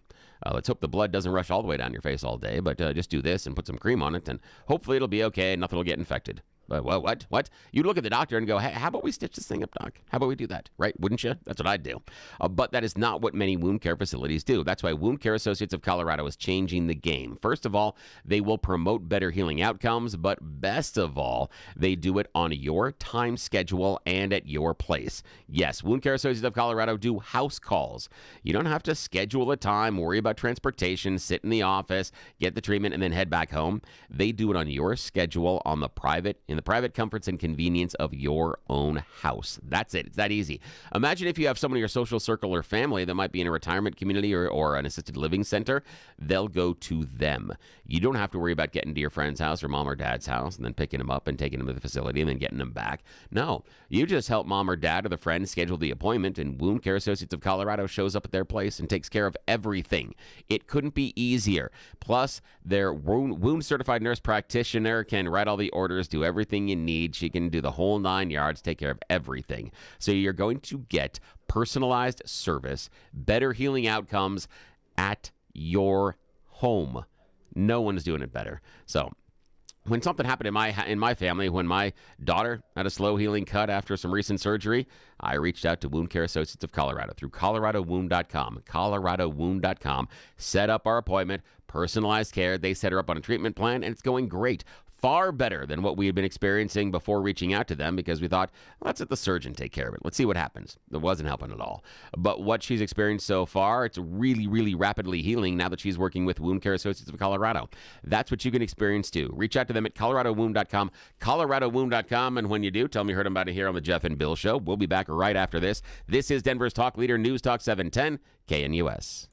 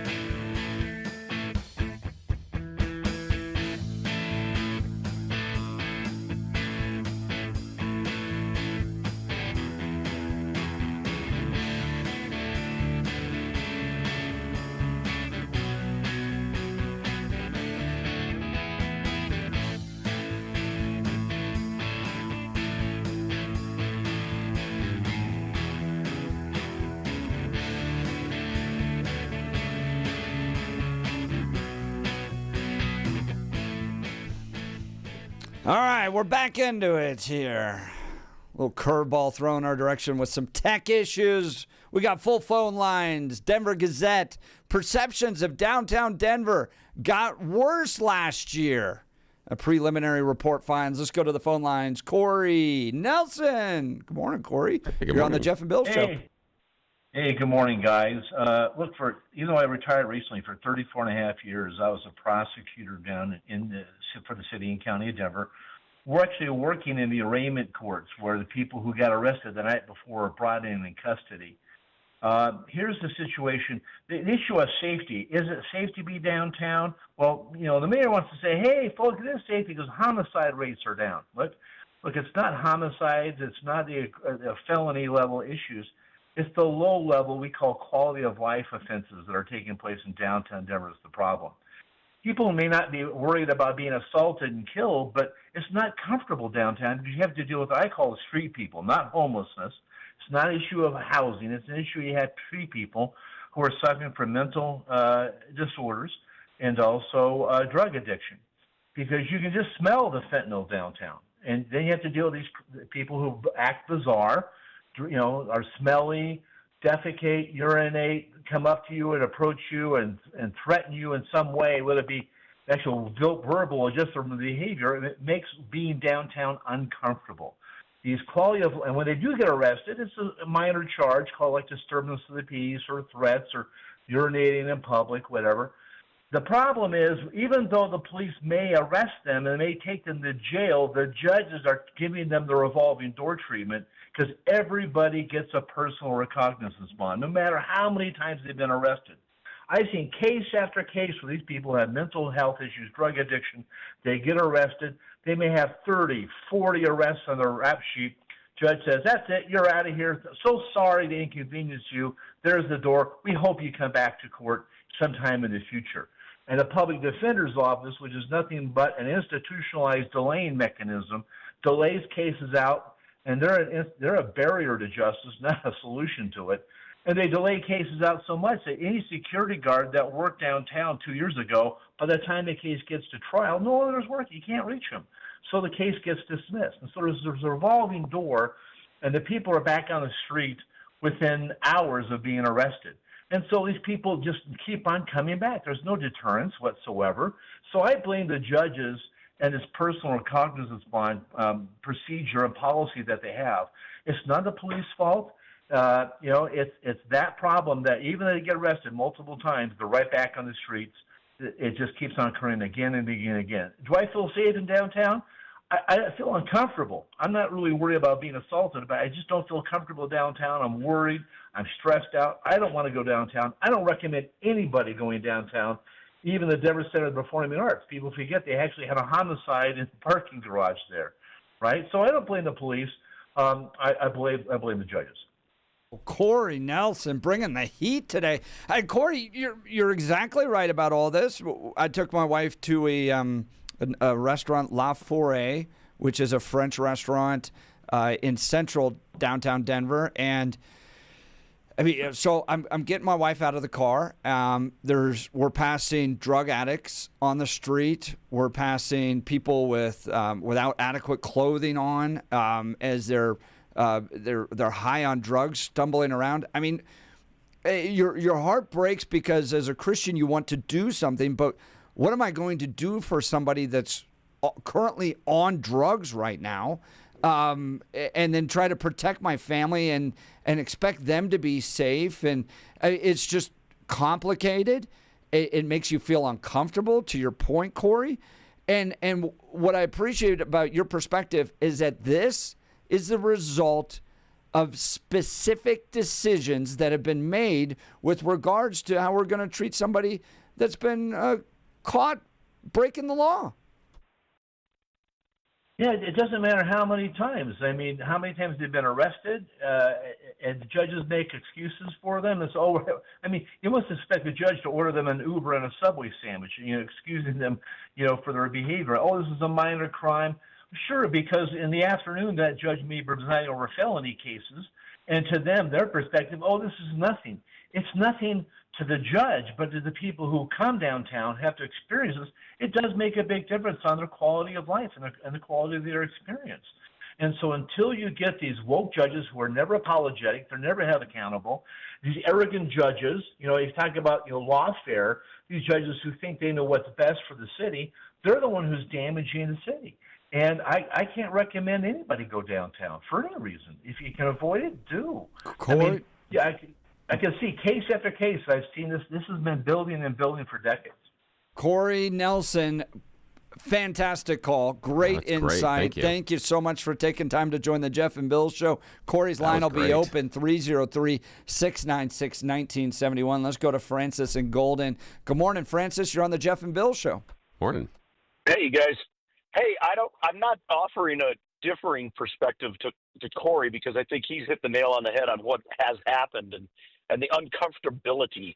But I think it's improved slightly, and I'd say over the last half year or something. I go downtown weekly, at least once, and more often than that. And it's what I think you're running into is what Billy described, is that it doesn't take much exposure to the filth and mess to really, really, really ruin your perception of things. And so, like Billy's experience seeing all those tents on that underpass to Coors Field, I remember that distinctly, and it was disgusting, and it made me feel like I was in a zombie apocalypse, and I don't like that feeling.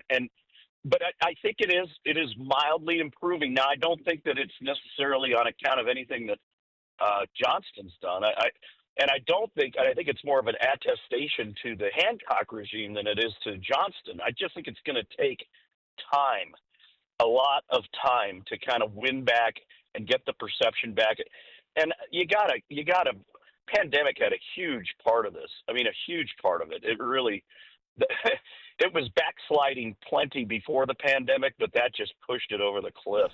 But Francis, I wonder if it just comes down to what we want as people and a commitment to that. I want a downtown where the office buildings are full of oil and gas workers. I want Denver to be back to the Wall Street of the West and the energy and the business growth. We've put ourselves, to Corey's point, we put ourselves in this position because of the decisions that we made. And we're prioritizing criminals and homeless and allowing them. When I went down for the March for Life on Wednesday, some drugged up dude with no shirt on kicking his shoes right across Lincoln Avenue, kicking his shoes off. He's like literally playing and kicking in the middle of traffic. And I'm sitting there going, why do we put up with these guys anymore? Get to a place where suits and ties and men and women in business working for the oil and gas industry are filling up those office buildings. What we've done to the energy industry in the state is atrocious. And then, make it a vibrant downtown again by just not putting up with this crap anymore. Sorry, I get frustrated with it. I think a lot of it, I mean, I know what you want to have come back, but it's going to take decades, because that office space down there, I mean, the remote work situation, even though a lot of companies are trying to get that a little bit more, look, maybe take 2 days off remote or something like that, it's not going to change anytime soon. I mean, there is limited reasons for why you have to be physically at a location. There really is. I mean, I just don't see that coming back to a full tilt, everybody downtown working problem anytime soon. And I would also love the mayor to just make a priority of just cleaning up Cherry Creek and that whole pathway and that bike. Like, look, they all want Denver to become a European city. Okay, I know that's their goal. Man, they all want people riding their bikes everywhere. There's not a chance in hell I'm riding my bike down Cherry Creek right now. And with the Platte and all that stuff. I mean, it's like you literally can get attacked. Exactly. It's like Russian roulette. You're like, I'm gonna ride my bike down, in those underpasses and stuff like that. Just clean it all up and make it beautiful. And why It just drives me crazy they can't make that the fundamental priorities. Instead, it's all of these special little liberal projects all the time without ever getting the basics right. My goodness. Francis? I just think it's improved slightly. I'm not going to Yes, I agree with you on that. I agree with you on that. Or something, but it's gotten better. You got to give a current barometer. So. Great call, Francis. Yeah, sure thanks, appreciate you. Francis's line's open. I think he's right, though, about 696 the idea of hybrid work. It's not going to come back. I mean, you keep looking at the idea, Jeff, of oil and gas coming back. Even if oil and gas did come back, they're not all going to the offices. So I don't think that is the magic bullet. Not all, but it's going to be better. But the point I'm bringing up, though, is like we put ourselves in this situation. But you keep hanging the hat on oil and gas. Couldn't it be any industry? Couldn't we just want businesses back there? And because I'm not convinced that business in and of itself is going to necessarily be dominated by in-office work. I think that it is going to be a hybrid model going forward, and we've got to figure that out. Because the idea of having a 10, 15-story office building, I don't think in cities like Denver is necessarily going to be as profitable as it was a decade ago, because I do not think that we're going to have a vast majority of people 9-to-5ing it inside the office anymore. And the other part with that, if you talk about going downtown and bringing back oil and gas, the other part is things like transportation. You have to deal with traffic, and then you also have to deal with parking. That's the other issue that rolls itself into downtown Denver as well, because that's another added expense. And if I can put my building in DTC, or I can put it in Golden, or I can put it in Lone Tree, I can put it somewhere else, and I don't have the same parking issues, then that's probably where I'm going to put my building. That's probably where I'm going to lease space, because I'm not requiring some of my employees to either pay for the extra cost of getting downtown or paying for parking. I've worked downtown before, and it was upon me to pay for my parking each and every day. So that number that I made over the course of the year, well, I had to subtract that. And sometimes it's a couple $1,000s a year. Look, one, I think there's a lot of money with oil and gas, which you just look at the city of Houston, you go, gosh, that would be nice. But two, like my bigger point is we put ourselves in this situation with a whole lot of decisions we've made. And so it didn't just happen upon us that all of a sudden you have crime and homelessness and drug use taking place downtown. This was the result of strategic decisions, and if only we had a governor who could help us. Maybe next hour that person who's announcing his bid for governor will give us some insight on actually how to make Colorado great again. Let's go back to the phone lines. Brian, Denver. Good morning, Brian. You're on the Jeff and Bill Show. Morning. Yeah, I'm in Arvada, but I'm born and raised Colorado. I'll date myself. I started my college career at Western Slope and finished it at Metro State University in the mid to late 90s. I'd have friends come from out of town, out of state, and just comment on how clean Denver was and how safe it was. And they were coming from different cities back east. And now in just, 25 years, it's a cesspool. And I won't even ride my bike. Me and my buddy used to ride the Platte River Trail. And one time we went up just few years ago, we went up north by Rhino, and we were scared to death. So now we start all the way down in Littleton, and we'll ride up to Denver, turn around right when we get to, Spear, and come back. And it's still a nice ride, but we won't go through Denver and all the way up to Rhino. And it's just sad. And, San Francisco's the same way. I just visited San Francisco. My wife visited Portland. It's a blueprint, and it's a blueprint for disaster. And I don't know why the left clings to this, but the biggest difference, it's been leadership. Leadership has brought us here. And do we have a New York moment and a Giuliani emerges? Are we too far gone left for that? Just wondering what you guys think. I would hope so. And Brian, look, I went to the DNC in Chicago, and rode my little scooter around and went to little protests everywhere. And it was a clean, safe city for those 4 days that the Democrats were actually there. And then Denver did it when we brought the All-Star game here. We show time and time again we can actually do it. But then the average Tuesday comes around and we're like, let's let the druggies take control again. I'll tell you what, I went to San Francisco just last month for business, and I literally saw what I thought was a zombie. The craziest thing is I go to opening day in Denver, and I'm walking down one of these alleys just to get shortcut to the stadium. Yep. I swear to God, I saw a zombie. This person was out of it. They were kind of coherent. It was zombie-like state, and I'm going, what is going on? And to see those back-to-back experiences, it's just sad. I don't go to Denver anymore. I don't spend any commerce. I'll go to a game if I can, but I will not go to Denver at all. I stopped going about 2019. Brian, it's so sad. I think we could have a Giuliani-like person. Maybe they don't have to be a Republican or an independent, but a clear business leader. And I think Mike Johnston was kind of supposed to be that guy, but he is not really delivering yet. Do you have anyone in mind? Is there anyone that comes to mind that you go, this person could be the mayor of Denver and really turn things around? God, I don't. I mean, I just don't. We haven't had any good leadership since, I don't even know. Would it be Pena?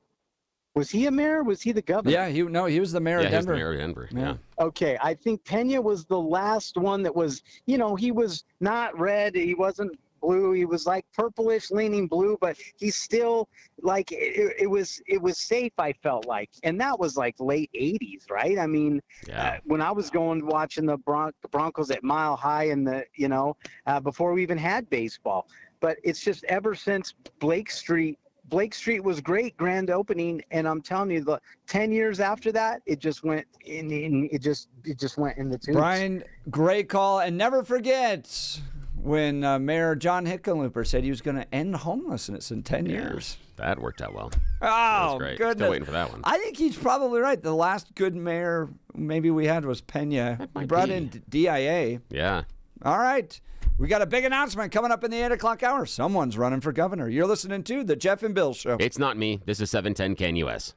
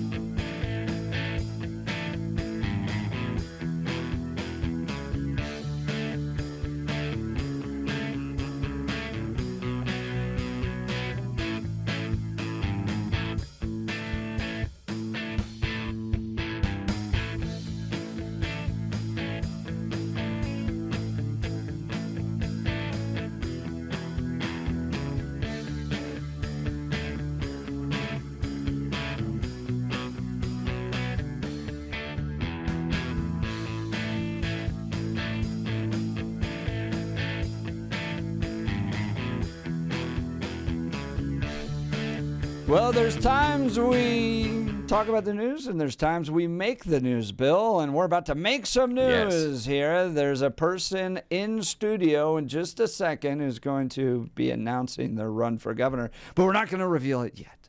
You're going to have to wait for news from Blake Olson. But coming back up here in just a second, some historic announcement that could change the direction of this state forever. Yes, live in studio, someone running for governor. You're not going to want to miss it. You're listening to the Jeff and Bill Show on News Talk 710 KNUS. I'm the co-host, Jeff, along with Bill Thorpe, bringing you the freshest insights and hottest takes from the right, left, and center. But now we're going to get to Blake Olson. Blake Olson. Blake Olson, news and comment.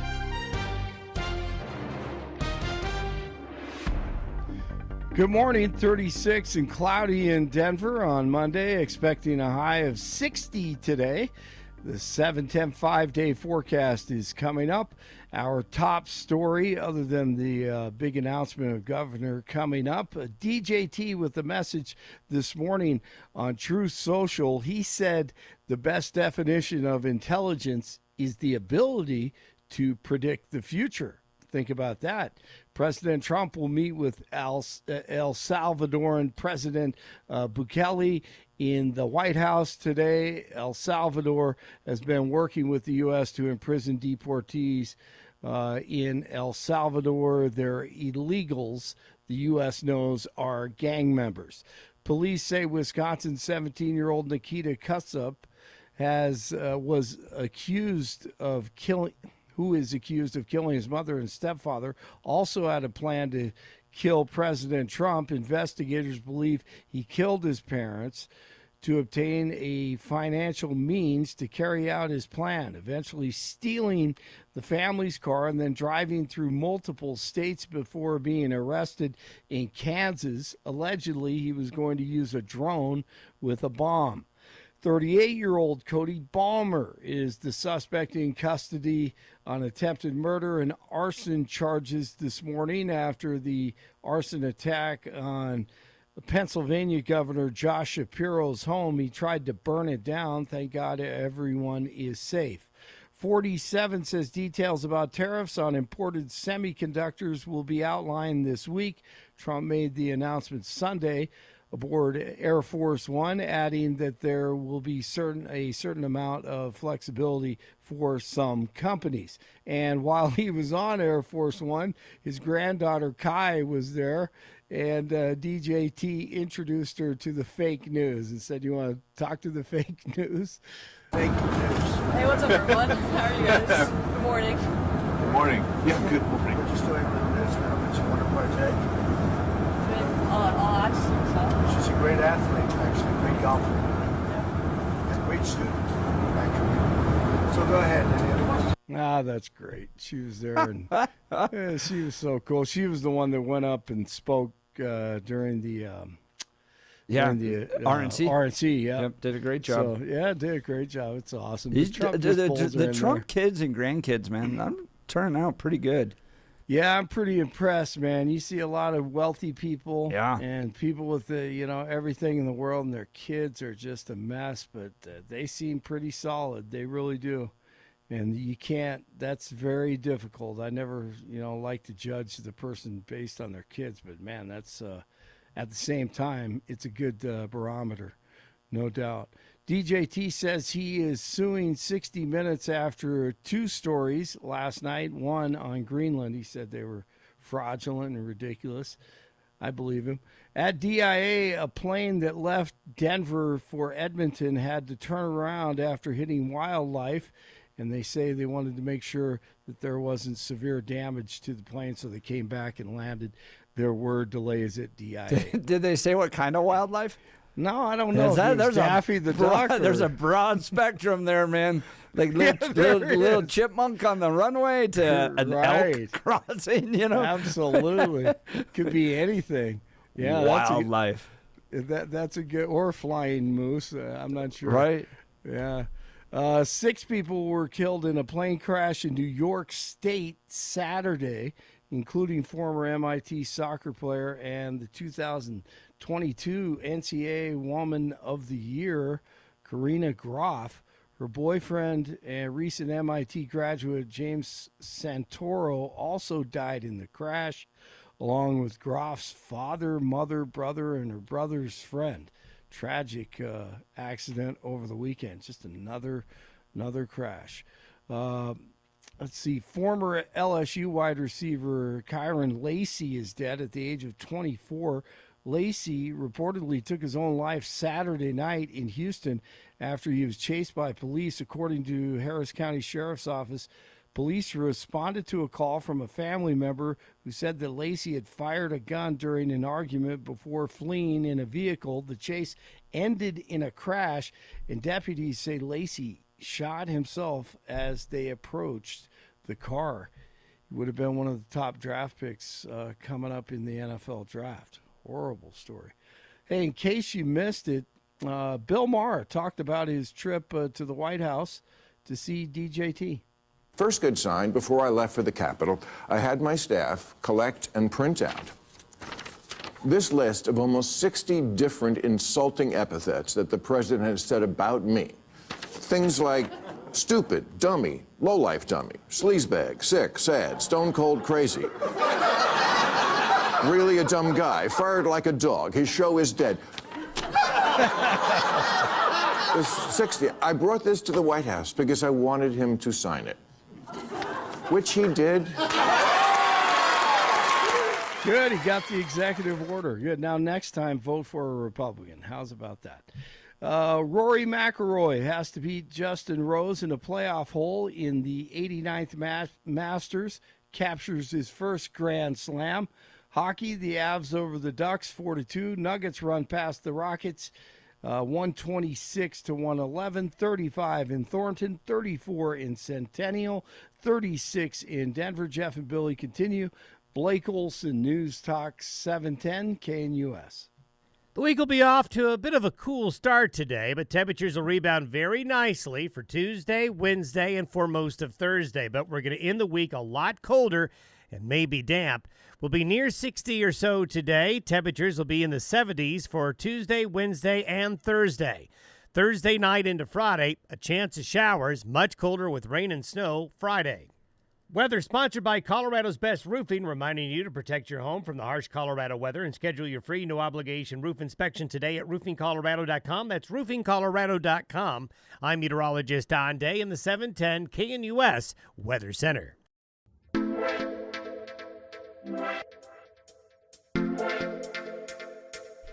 Bill, Jason in Denver texted in.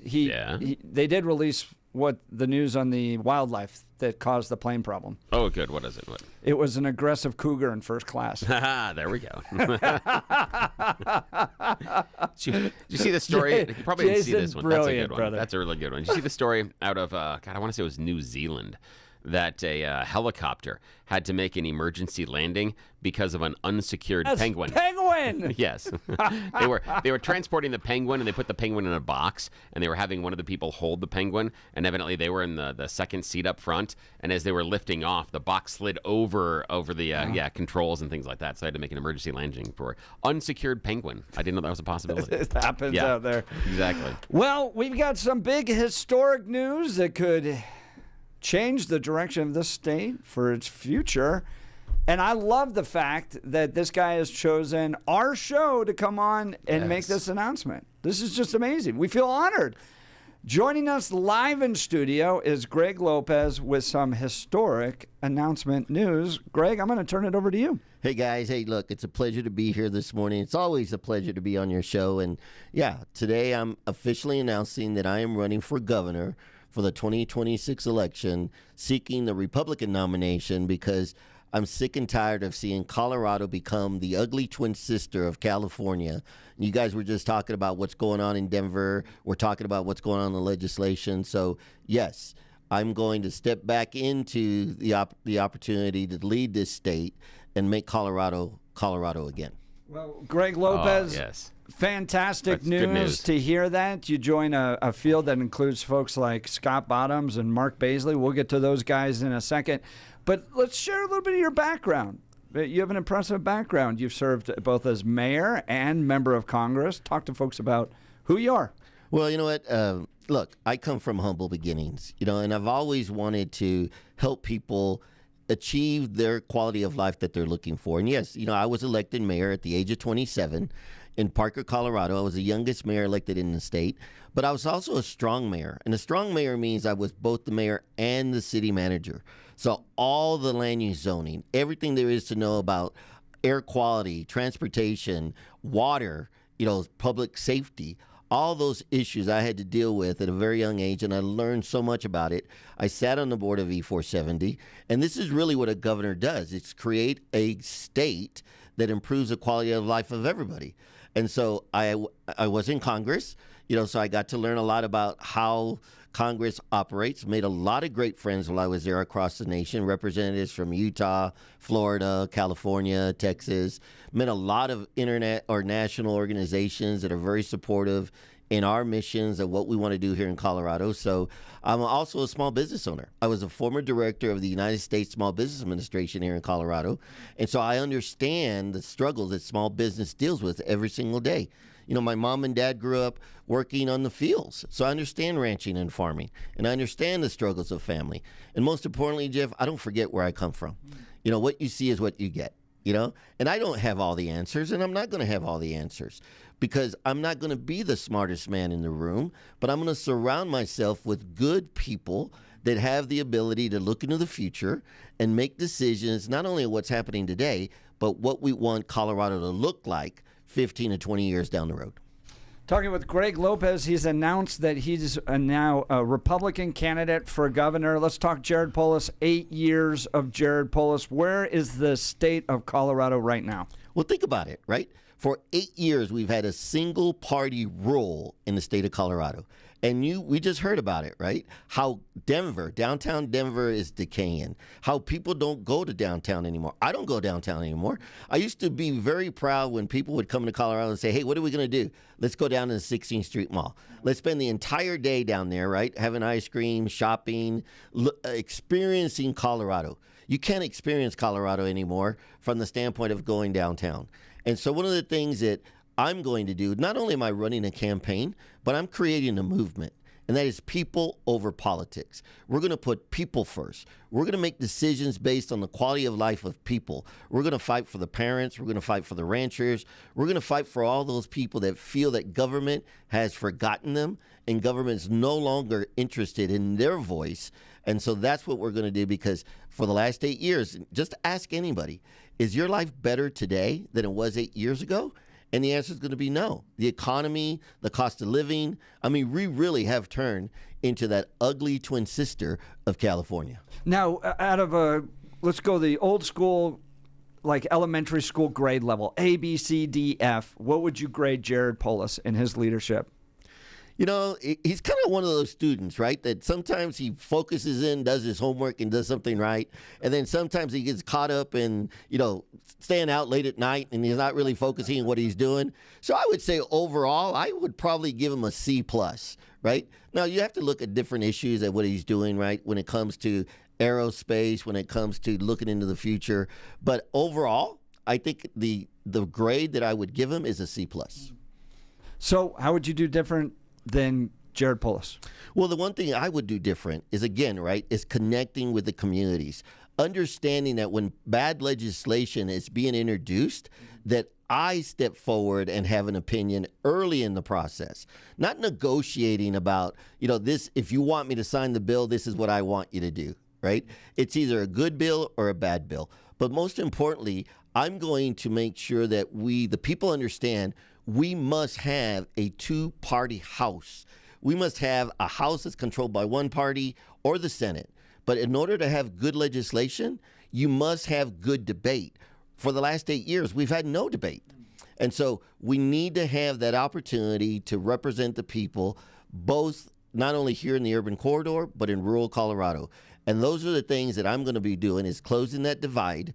I'm going to be about listening to the people and making sure that we're doing the right things. Now, Jared Polis historically wanted to be a libertarian governor. I think those of us in the conservative movement knew that was a bunch of baloney for years. It was very clear to the rest of the world last week when he signed Senate Bill 3 that he's not libertarian at all. This bill puts a lot of restrictions on someone's right to purchase a semi-automatic rifle with a detachable magazine. I mean, overburdens our sheriffs all across the state. Clearly unconstitutional. Your thoughts on what Jared Polis did last week on Senate Bill 3? I'm going to tell you, see, he forgot his role. You know, he took an oath of office that he was going to protect the Constitution of the United States and also the Constitution of Colorado. And those constitutions say we have the right to the Second Amendment, the right to bear arms. And this is where people forget that they're there not to dictate what people should do, but more importantly, understand the impact that they're doing on the mindset. When people want to have the ability to protect themselves and he's taking that away from them, that is not the right thing to do. You know, and I think what he's doing is, my perspective is he's posturing for something different, something higher. What is that going to be? I don't know. But I'm like you, right? I have a gut sense that he's either looking to run for president. Well, I think he threw that out the window. And I think what you're going to see, and here's my next question, is who else had a bad week last week was Phil Weiser, because Michael Bennett's going to take that energy away from Phil Weiser's effort to become governor. I mean, I think what you saw was a settled deal. Michael Bennett's going to run for governor. He's going to hand the Senate seat and appoint that over to Jared Polis, because no chance rural Pennsylvania, Ohio is ever going to support somebody who signed Senate Bill 3. So I think Jared Polis came to terms with the fact he's never going to be president. We saw that at the DNC. They gave him he was low on the totem pole at the Democrat National Convention this last year, and that was crystal clear to everybody else. So he's going to go become senator. Michael Bennett. I think Phil Weiser doesn't get this because Michael Bennett's in the seat or in the race now. So what's wrong with Michael Bennett becoming governor of Colorado? Well, let me tell you, when I was in Congress, I sat down with the Senator Bennett, right? Because we're all representing Colorado. I think, and I know him when he was the superintendent in Denver Public Schools. You have to remember, he got appointed into the position. He didn't get elected the first time around. And the reason he got appointed was because then Senator-elect Ken Salazar was appointed by President Obama to become the Department of the Interior. And so Bill Ritter appointed Senator Bennett. But remember what was going on in the school districts at that time, right? Denver Public Schools was failing. It's still failing today. He really didn't improve that. He doesn't have any true executive experience. Look at the bills that he's passing and look at the things that he's doing. And once again, he's not doing anything to not only help our nation, but he's not doing anything to help Colorado. Yeah. No, I mean, 20 years of public service. I can't tell you what his great success has been in 20 years of public service. All right. So now Greg Lopez running for governor. I posted a tweet the other day that went pretty viral that there's a mold out there when it comes to the type of leaders that Democrats put forward to lead the state. And the mold being white, college educated on the East Coast, Mike Johnston, Jared Polis, Michael Bennett, John Hickenlooper, Phil Weiser. They're all like literally this, and they even dress the same. They all wear blue jeans and blue shirts. But white dudes graduating from elite Ivy League schools. That is who has been leading our state for the last 20 plus years. That's true. All right. So I'm not going to assume your race, but you ain't white, Greg Lopez. So why do you bring something different than what the mold has been that has been leading our state for the last 20 years? Well, I think one of the big differences, Jeff, is that, look, I don't come from money, right? And I don't come from a great education. But I do come from a great God, and I do come from wanting to help people. So I travel the state. Look, everybody's going to outspend me. They've always outspended me, but they cannot outwork me. And when I work, I mean, I'm going out into rural Colorado, into the communities.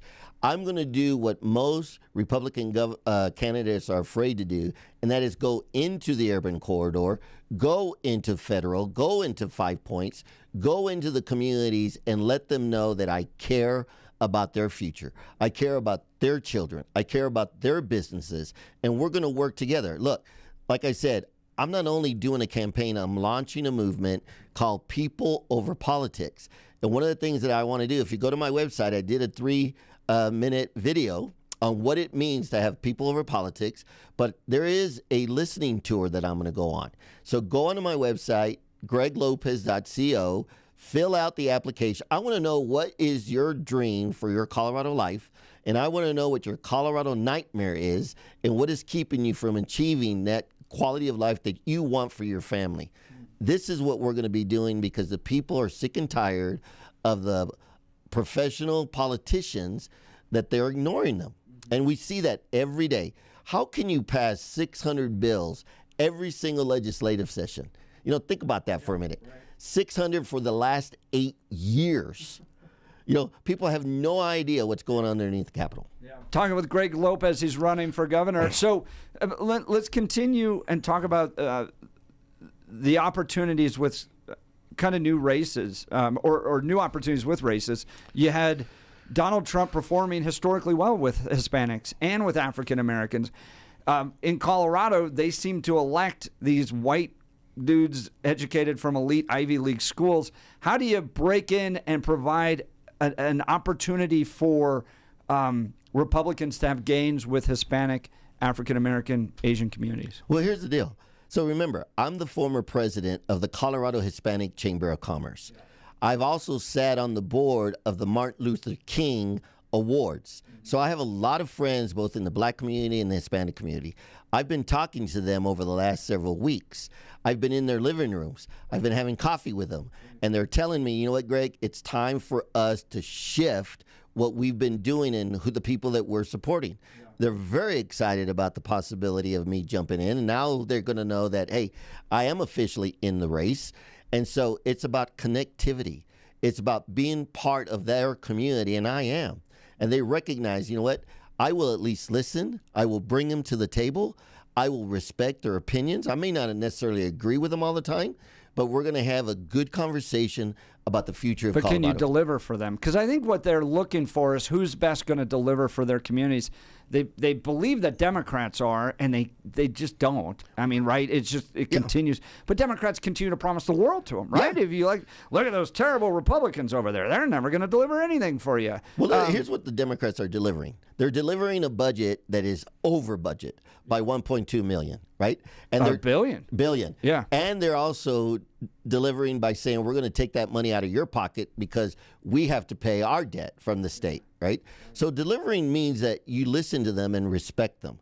This is what people want. Now, you can give them all the shiny objects and they may like it for a while, but you're not giving them an opportunity to build a foundation for them and their families. And I know these communities, and all they want is a real opportunity to be successful. They want to have striving small businesses. They want their children to learn and have choice in education because they want to make sure that that we're fulfilling the love of learning of their children. And they don't want the social political issues in the schools. Yeah. They want them to be able to learn, read, and do math. These are the skill sets. Vocational training, teaching them a skill set where they can go out into the public square and earn a living. This is what they're looking for. And I'm going to deliver that. It may be different than what they're visioning, but we're going to deliver opportunity, prosperity, and a better way of life in Colorado under my administration as the next governor of this state. Talking with Greg Lopez, he's running for governor here in Colorado. All right, you want to be the Republican nominee. Donald Trump has never won Colorado statewide. You're running a statewide race. You have an interesting background because you're supportive of Donald Trump, but you have voted against sometimes his agenda. Yep. Talk about that.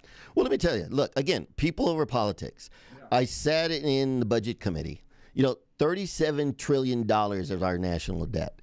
And we must understand that we gotta stop spending money we don't have. You know, and there is ways by which we can achieve the agenda, but we got to be careful because we're putting all this burden on the shoulders of the next generation. And so we must have a clear vision. I think President Trump does have a clear vision. People are right now a little nervous about his tariffs. I think it's a great approach that he's taking because he's putting everybody on notice that we're going to level the playing field. You know, and here's the other thing I told people just the other night in Elbert County. You know what? America has never had to sacrifice personally to protect our freedom. When we were in the world wars, people had to understand that, we're not going to be able to spend all the money that we want because we got to support the effort to protect our nation. Right. I think what's happening right now is that concept is, look, we may have to struggle a little bit so that we can make sure that we maintain that power that we have across the world. And I think it's going to get better. People need to understand not everything's going to change overnight. Yeah. But let's focus on the future and let's focus on people. And that's why my politics is going to be people over politics. Yeah. I'm going to bring the people back into the public square where their voice is what's leading the vision of this state. We're talking with Greg Lopez. He's running for governor, Republican nominee. All right, Greg, so I go to a lot of protests. It's kind of a thing that's popped up in my life, which is kind of funny, where I interview people down at these protests. So I went to the Bernie Sanders rally, okay? And look, I was at Red Rocks with Romney, 9,000, 10,000 people. Went to Trump in Aurora, big turnout there. This was a really big turnout. I mean, this was probably the biggest turnout I've seen since Obama was at Mile High, and that was 80,000 people, okay? Now, a lot of people dismiss, say, well, they're paid, that type of thing. All right, well, I still talk to a lot of folks there that were genuinely supportive of Bernie Sanders in the state of Colorado, and I actually think that that's kind of the center of the progressive electorate is around Bernie Sanders right now. There's a lot of energy. So if the electorate is going that way, Heidi Ganahl loses by 19 points last cycle. You got big rallies turning up for Bernie Sanders. Give me the calculus in your mind on how you win those people over to elect you to be the next governor. The way we're going to do it is we're going to strategically evaluate where they're located and go to them. We're not going to ask them to come to my rally or come to me to share their opinion. I'm going to go to them, and I'm going to sit down with them, and I'm going to listen to them. I'm going to feel what it is that they're hoping that we can achieve by approaching it through a socialistic approach. One of the things I always encourage people is to read Animal Farm. You may remember that book, right? And it all starts great. But at the end of the book, it really does show that there will always be those that believe that they're better than others. What we need to do is make sure that we give everybody the same opportunity to be successful. And I think what they want is a future that they can count on. Right now, I believe that they're misguided. They just haven't seen or heard from a regional person the other side of the equation, someone that's not going to attack them, someone that's not going to tell them or call them names, someone that's going to respect their opinion so that we can make a better future for this state. And I think that's what everybody wants. Talking with Greg Lopez. He's running for governor, Republican nominee. Greg, you were at the announcement of Vivek Ramaswamy's run for governor in Ohio. Talk about that friendship. Vivek and I, we became real good friends when I was in Congress. I sat on the DOJ committee. I got to know him very well. We talk. We have similar philosophies as it pertains to what governors should be doing and how we should empower people and how we should bring industry back. You mentioned oil and gas. We need to bring back oil and gas. We need to have downtown thriving and being that economic engine that it used to be. And so we're going to be working together with our campaigns because we also believe that one of the roles that governors need to do is stop relying on federal funding for us to be able to run our states. And I think this is something that I'm going to be championing is that, yes, the federal government is there, but we can't rely on them. When 43% of the state budget relies on the federal government, we have a problem because we believe the federal government will always give us money, and that's why we're $37 trillion in debt right now. Talking with Greg Lopez. Greg, I want to go to some of the text messages here. 6135. Yes, Greg Lopez, you got my vote. 3631. What are you going to do to deal with crime in the state? Well, we got to send a strong message that we're not going to tolerate crime. Okay, violent crime, any crime, we're not going to tolerate. And someone was talking about it. I think it was Corey, right, mentioning that you got the judges and the district attorneys and the sheriffs and the chiefs of police. We got to support them and say no. We're not going to tolerate. This is not our communities. This is not our neighborhoods. You want to do that type of negative stuff? Go to a different state. but we're going to send a strong message. You mentioned Rudy Giuliani, right? He sent a strong message that says, no, we're going to hold you accountable. This is what we need to do again, right? And so I am interested in making law enforcement more impactful and their presence where people respect them and they know we don't go to Colorado. I want to make sure that we remove Tren de Aragua from Denver and no longer make it its headquarters. And I'm here to let them know I'm Hispanic. I know their culture. I know how they think. And we're not going to tolerate it because this is not what America is all about. Well, I think people don't understand about Tren de Aragua is that they're the little foot soldiers for Maduro in Venezuela to weaken the United States. Yes. I mean, literally, it's a geopolitical cartel organized attack on the United States. Meanwhile, Jared Polis and the Democrats here are coming up with every possible sanctuary city policy in order to protect them. It's bizarre. Let's talk sanctuary city policies. You're going to repeal them as governor? Yes. Look, for anybody to say Colorado is not a sanctuary city or a sanctuary state, yeah. right? They're misinterpreting what people are looking at, right? When you say that, you know what, if you break a federal law, we're not going to work with the federal government and those institutions to bring you to justice, to bring you accountable, that's not what America's about, right? Well, again, we need to send a message that, look, when you come to Colorado, you're going to be a good resident. You're going to help us build this economy. You're going to help us make sure that we're safe and secure. You're going to be part of our community. You know, Tren de Aragua and the cartels, like you mentioned earlier, what are they doing? They're bringing in fentanyl. They're doing sex trafficking. They're doing child trafficking. Nobody wants to talk about that. Nobody wants to talk about the ugliness of what they're doing. And we are being invaded by a dark element. It's time for us to take it out of there.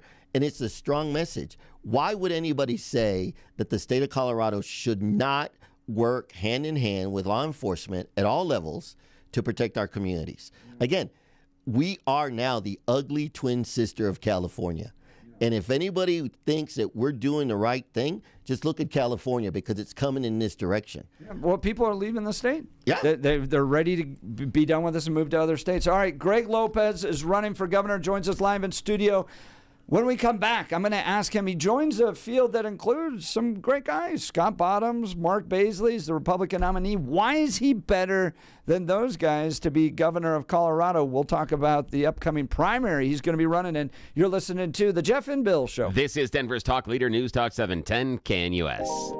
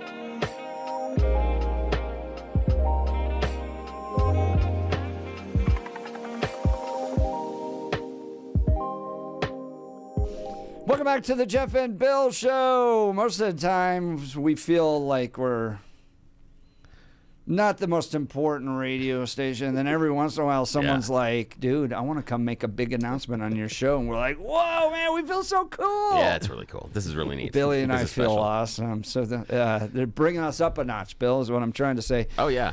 Greg Normally, I'm bringing us Lopez. the other direction. Yeah. That's no problem. Work the other way. Yeah, we won't go back to the 6 o'clock hour and Bill's conversation about Jesus and marijuana. Yeah, don't go back to that. In this hour, Greg Lopez live in studio. He's announced he's running for governor, Republican nominee. We've talked Jared Polis. We've talked Michael Bennet. I want to talk the Republican primary. Good guys running. Always going to be welcome on this show as well, and they've been on numerous times. Scott Bottoms and Mark Baisley have announced they're running for governor. I'll just throw it to you. Why are you better than those gentlemen to serve in this role? Greg Lopez. Well, let me make something clear. I don't know that I'm better than they are because they're good men, right? They have great values. I know them personally. But what I will tell you is that I believe I can get more votes to get elected. More votes than just the Republican Party, because for too long we've been focused on who can win the primary, not who can win the general. And so I'll be able to get the votes that I believe they're going to struggle with, and that is the unaffiliated voters and also rural Colorado, because they haven't been out there like I've been for the last 7 years. And I'm going to be able to make sure that we get the majority of the minority vote, the Hispanic vote, and the black vote. That's what's going to be the difference between me and my friends that are running, because I'm focused on winning, and I've been in those communities, and I can tell you I've spoken with some very popular advocates in the black community and in the Hispanic community, and they're ready to support someone that may not necessarily be in their party, but truly understands the challenges and struggles of the state. That's Greg Lopez, just announced that he's running for governor here on the Jeff and Bill Show. I kind of want to dovetail off that, Greg, and kind of have you expand. And again, I don't want to have you step on anybody's toes, but in the previous series of election cycles, what has the GOP gotten wrong in their outreach to voters? Where have they made missteps, in your opinion? You know, I think one of the things that the GOP has made some missteps is that they're not really truly understanding that they must actually go out and visit with the community and bring people into conversations. You know, when the state party doesn't go to the Martin Luther King parade, when they don't participate in Cinco de Mayo, when they're not out there in events and festivals where they can have a conversation with individuals, I think that's where they miss the mark. We have the right message. We have the right platform. We are here to help everybody achieve that American dream, but we're not out there on the front lines sharing that. And I think that's one of the biggest mistakes that the GOP has done. I'm hopeful that the new leadership, because I was there, they did mention that they were going to do more outreach to the minority communities and that they were going to go out there and be visible about our platform and what we want to do for the state of Colorado. Okay, now flipping that around, what have the Democrats gotten wrong, and why is their incorrect message resonating with voters? Well, I think what the Democrats have done, and this happens to any party that's in power for too long, they take people for granted.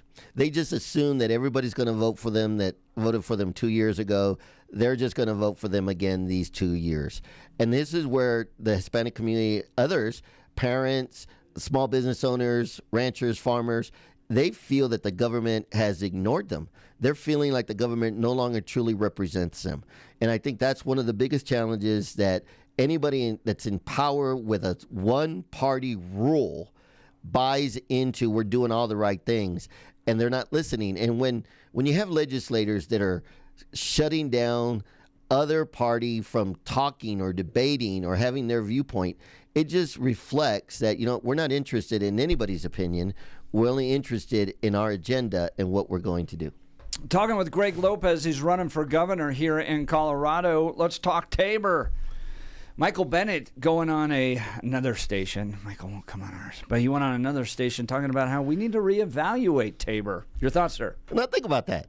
We've had Tabor for 33 years. 33 years we've had it, right? And all of a sudden, because there's a $1.2 billion shortfall in the budget, it's time to reevaluate Tabor, right? What does that tell you? There's like, we need more money. We want more money. We want your money to spend, because Tabor is the only safety net that we have that prevents government from running amok.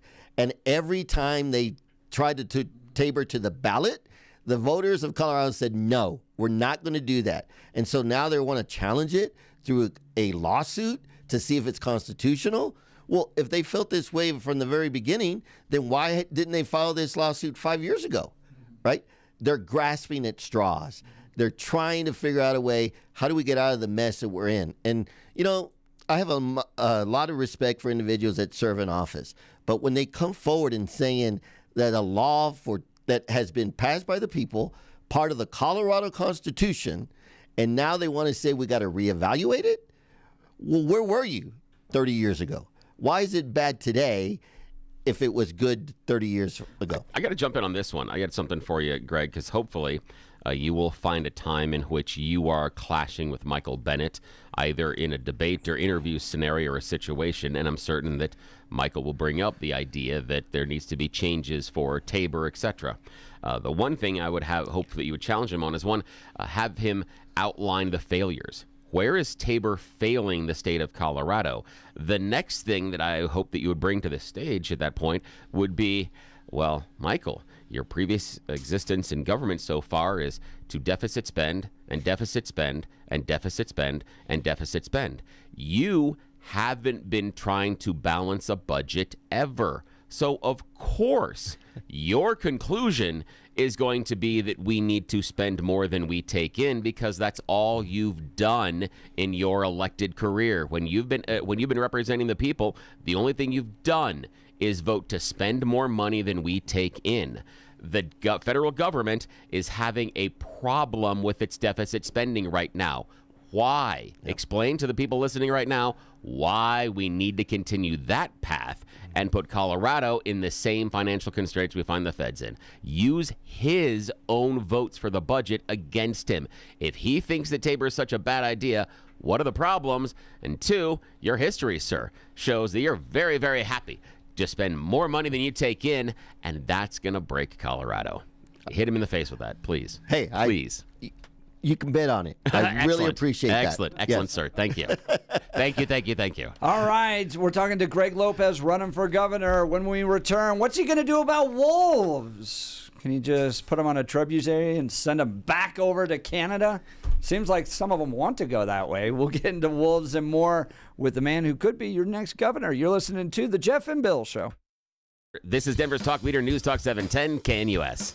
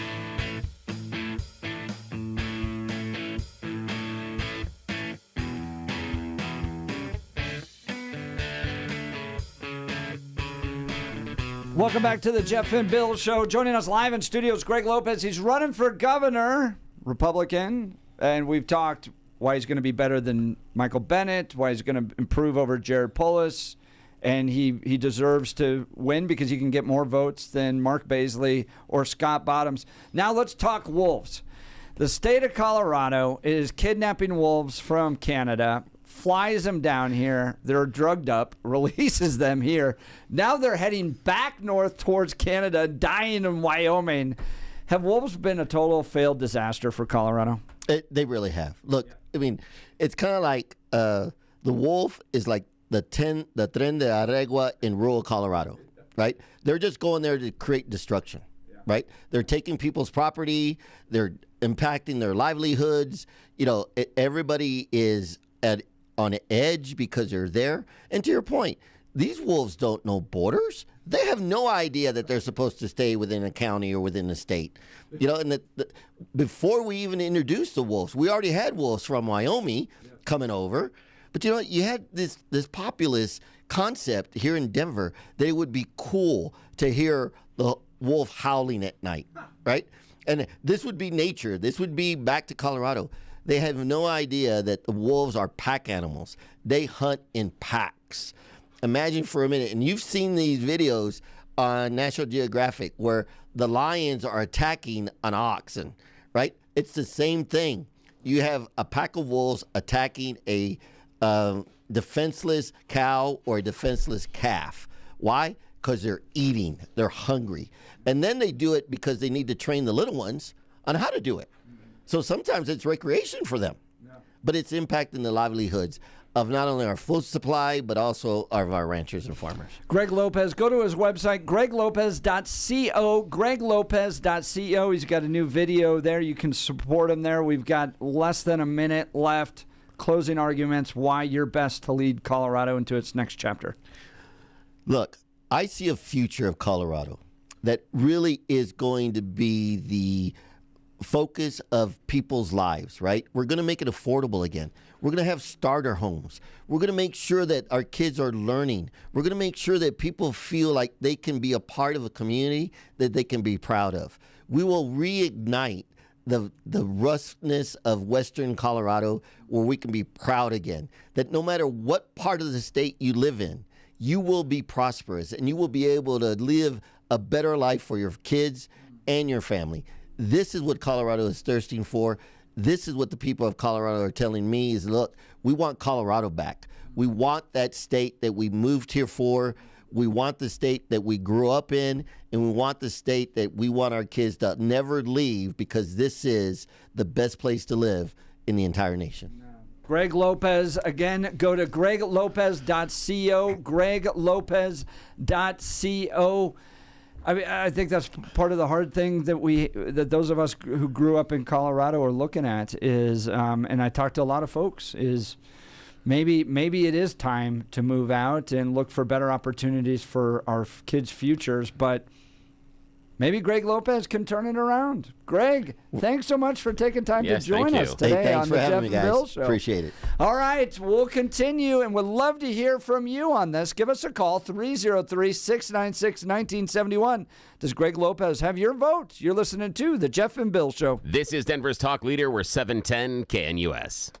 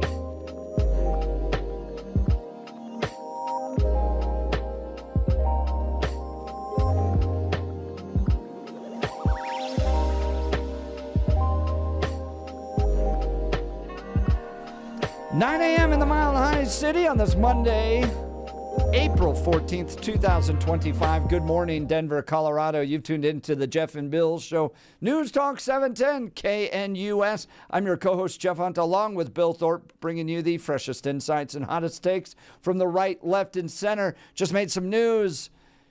Greg Lopez announcing his run for governor on our station. We feel very honored to be hanging out with cool people who that is really cool. Could be governor. Yeah.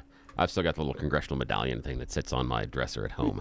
That's kind of, and so the kids come by and like, what's that for? I'm like, it's important to me. And they're like, that's silly. I'm like, it's okay. It's silly. Have you seen the other silly stuff that I've got on my dresser that's very important to me? That one's important. And I think that Greg has an opportunity to carve a unique path in this electorate. And if he does this right strategically, I think he's got a really good shot, because I think the people that he's facing have glaring weaknesses. And I'm not talking the primary. I'm talking in the general. I'm assuming general. I'm assuming the general right now, because I will let the GOP go ahead and fight it out and choose their best possible candidate there.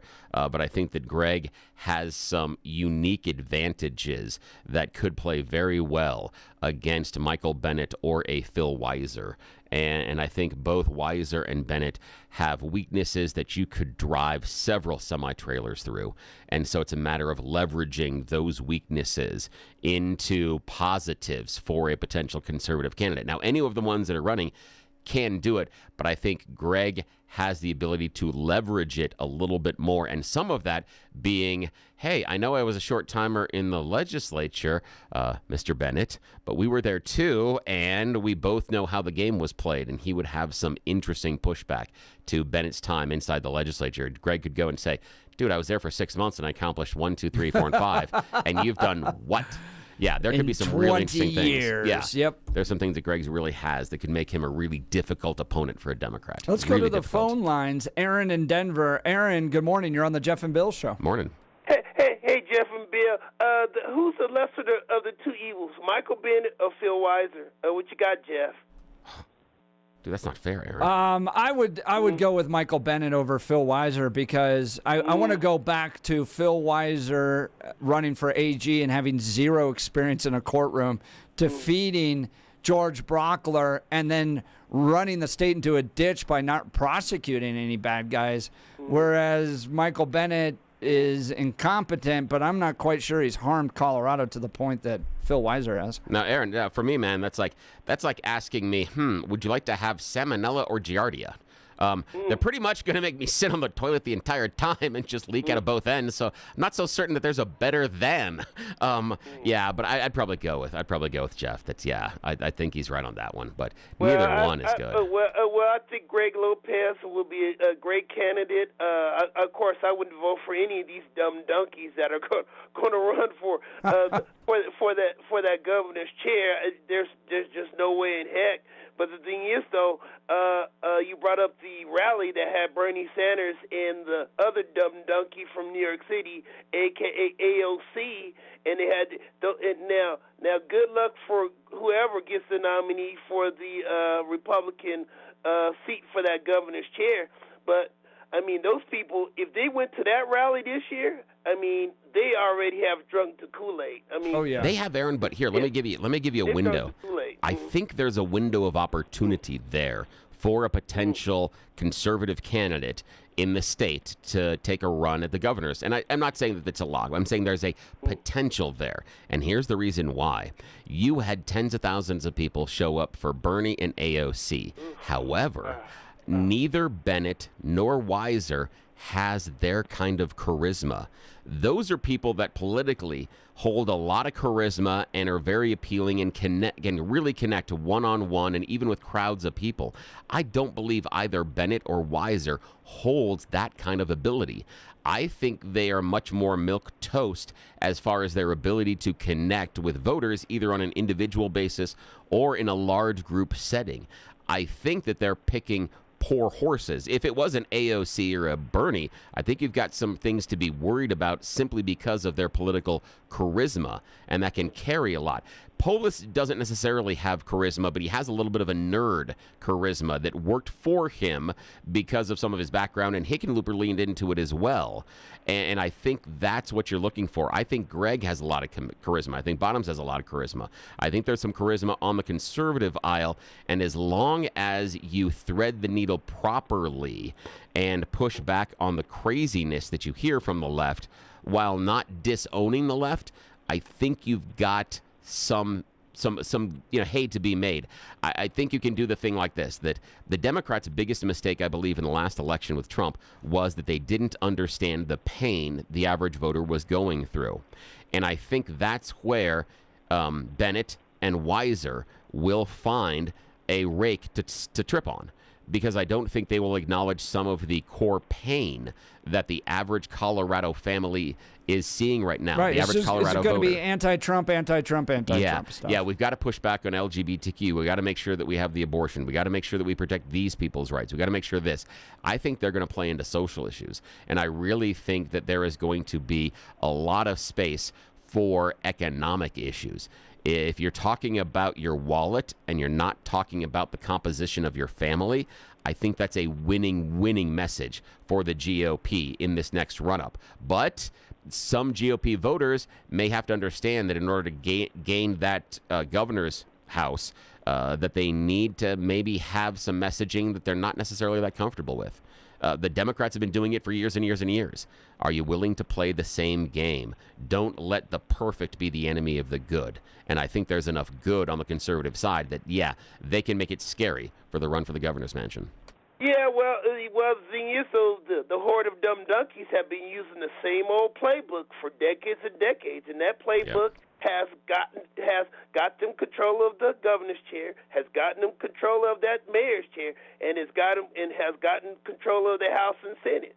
So as long as that playbook has been working for them, then they're going to continue to win. Yep. And until the GOP gets out of this dysfunction on steroids, and I mean it's on steroids, until they can figure a way to get out of this 30-year wandering in the wilderness nonsense, then the horde of dumb donkeys and their sidekicks will continue to put the foot where the sun don't shine, guys. Look, and you know it. I'm going to workshop this with you on the air here, but think about this way. Think about you have the liberals coming out, it's the Bennett or the Weisers coming out and talking about safe drug injection sites, talking about making sure that we enshrine trans rights into the Constitution, that we are going to have taxpayer funding of abortion, that we're going to make sure that we get the people that are homeless off the streets, that we're going to deal with making sure that illegal immigrants get protected and integrated into our society. All of those sound like nice, lofty goals, but I believe that where the GOP can really have some space is to turn around and say, those are nice, but how is that going to help you buy a house? How is that going to help your kids afford college? How is that going to help you get the next raise that is going to help you with retirement? How are you, your family, sitting around that kitchen table? How are you going to make sure that you can put enough bread on that table so that no one goes hungry? How can you ensure that you have enough retirement so you're not coming to the government to look for handouts later? How are you going to be able to pay for your health care? How are you going to make sure that your kids have all the right educational opportunities? I think that's where the core is. If they concentrate on that and they don't push back necessarily on some of those social issues, if they don't make it a social issue argument and you make it listen, your family, whatever your family looks like around that table, we'll support what your family looks like. But we want to make sure that your family as a whole has the opportunity to succeed, that it's in quality of opportunity, regardless of your individual family makeup, that you're going to be given the opportunity to provide for your family, to own a house, to buy a car, to send your kids to college and make sure that your kids achieve better than you did. That's it. I think that's a core message. If they stick with that, I think you've got something, because we know the liberals are going to play the social engineering game. Aaron, great call. Sure appreciate it. We've got now is time for Blake Olson. Blake Olson. Blake Olson, news and comment.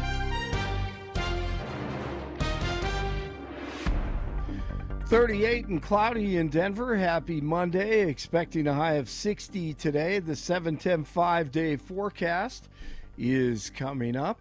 Our top story. Touchdown. Congratulations and welcome back to Earth. An all-female crew of celebrities is back on Earth after heading to the edge of space. Pop star Katy Perry and co-host of CBS Mornings, Gayle King, among the This is a missed notables. opportunity. It's a total. We could have voted to leave one of them up there. Yes. And think about the ratings. I mean, think about it. We could have solved some problems. We could have. I mean, how much? We could have probably paid down half the U.S. debt if we just would have charged like 75 cents for every vote for who you get to leave in space. I think we could have nailed this thing in 24 hours. Total missed opportunity. See, that's the problem. See, we're all about solutions here. That's why people should listen to us more often. We're all on the same page. Yes, we are. I love it. And our other top story.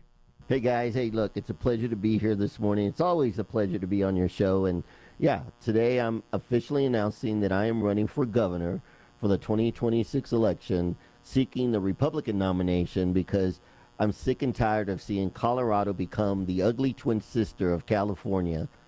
Former Congressman Greg Lopez announces on the Jeff and Bill show last hour that he wants to turn the state around and run for governor, and I have no doubt he can make Colorado great again. He seriously, he's done it all, seen it all, and he'd be a great governor. You know, my mom and dad grew up working on the fields, so I understand ranching and farming, and I understand the struggles of family. And most importantly, Jeff, I don't forget where I come from. You know, what you see is what you get.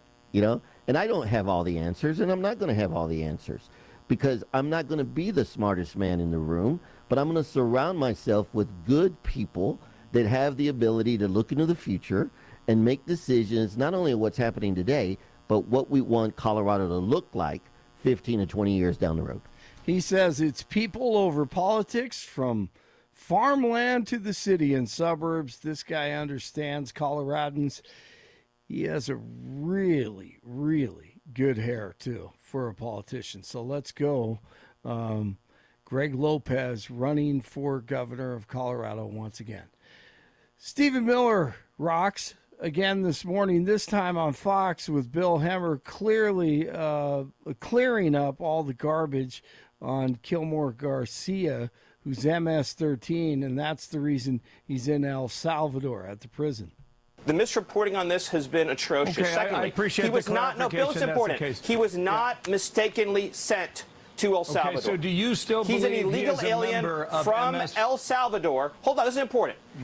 In 2019, he was ordered deported. He has a final removal order from the United States. These are things that no one disputes. Where is he from?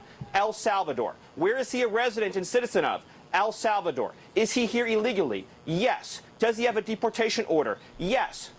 A DOJ lawyer who has since been relieved of duty, a saboteur, a Democrat, put into a filing incorrectly that this was a mistaken removal. It was not. This was the right person sent to the right place. And in Pueblo, citizens lined the streets to welcome home an officer who was shot by an MS-13 gang member. Hits close to home. It was absolutely heart-wrenching. We know that it's a tough job, and these people are so brave who go out and protect the citizens of Pueblo every single day, and we can't thank them enough for the job that they do. And so when one of them gets hurt, it's just like unimaginable. And DJ T with the message this morning on Truth Social. He said the best definition of intelligence is the ability to predict the future. 47 will meet with El Salvadoran President Bukele in the White House today. And that dude has been incredible. God bless him and his nation as they have turned it around there. 47 says details about tariffs on imported semiconductors will be outlined this week, and that has given a boost to the market this morning. Police in Wisconsin say 17-year-old Nikita Kussup has been accused of killing his mother and stepfather, also had a plan to kill President Trump with a drone and a bomb. He was arrested in Kansas. 38-year-old Cody Balmer is the suspect in custody on attempted murder and arson charges after the arson attack on Pennsylvania Governor Josh Shapiro's home. He tried to burn it down. Everyone is safe after getting out. At DIA, a plane that left Denver for Edmonton had to turn around after hitting wildlife. Jason, with the joke of the day on the show, told Jeff and Bill it was an out-of-control cougar in first class. I wish I had my rim shot right now. They returned to DIA safely. Let's see, Rory McIlroy. He's won his first Grand Slam. He had to beat Justin Rose in the playoff hole at the 89th Masters on Sunday. The Nuggets run past the Rockets 126-111. The Avalanche over the Ducks 4-2. 35 in Thornton, 34 in Centennial, 36 in Denver. Jeff and Billy continue. Blake Olson, News Talk 710 KNUS. The week will be off to a bit of a cool start today, but temperatures will rebound very nicely for Tuesday, Wednesday, and for most of Thursday. But we're going to end the week a lot colder and maybe damp. We'll be near 60 or so today. Temperatures will be in the 70s for Tuesday, Wednesday, and Thursday. Thursday night into Friday, a chance of showers, much colder with rain and snow Friday. Weather sponsored by Colorado's Best Roofing, reminding you to protect your home from the harsh Colorado weather and schedule your free no-obligation roof inspection today at roofingcolorado.com. That's roofingcolorado.com. I'm meteorologist Don Day in the 710 KNUS Weather Center.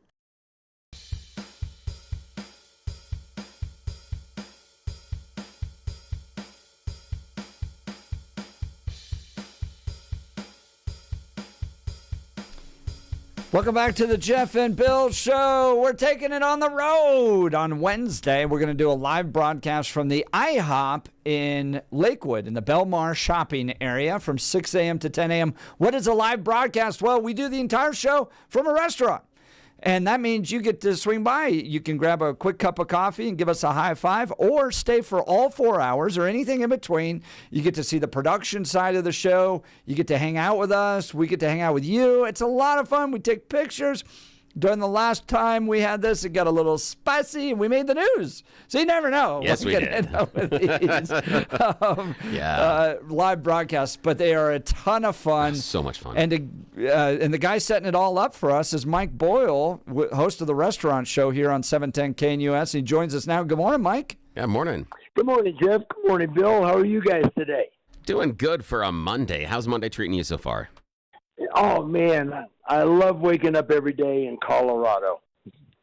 Well, we will try not to mess up your Monday for you, as we talk.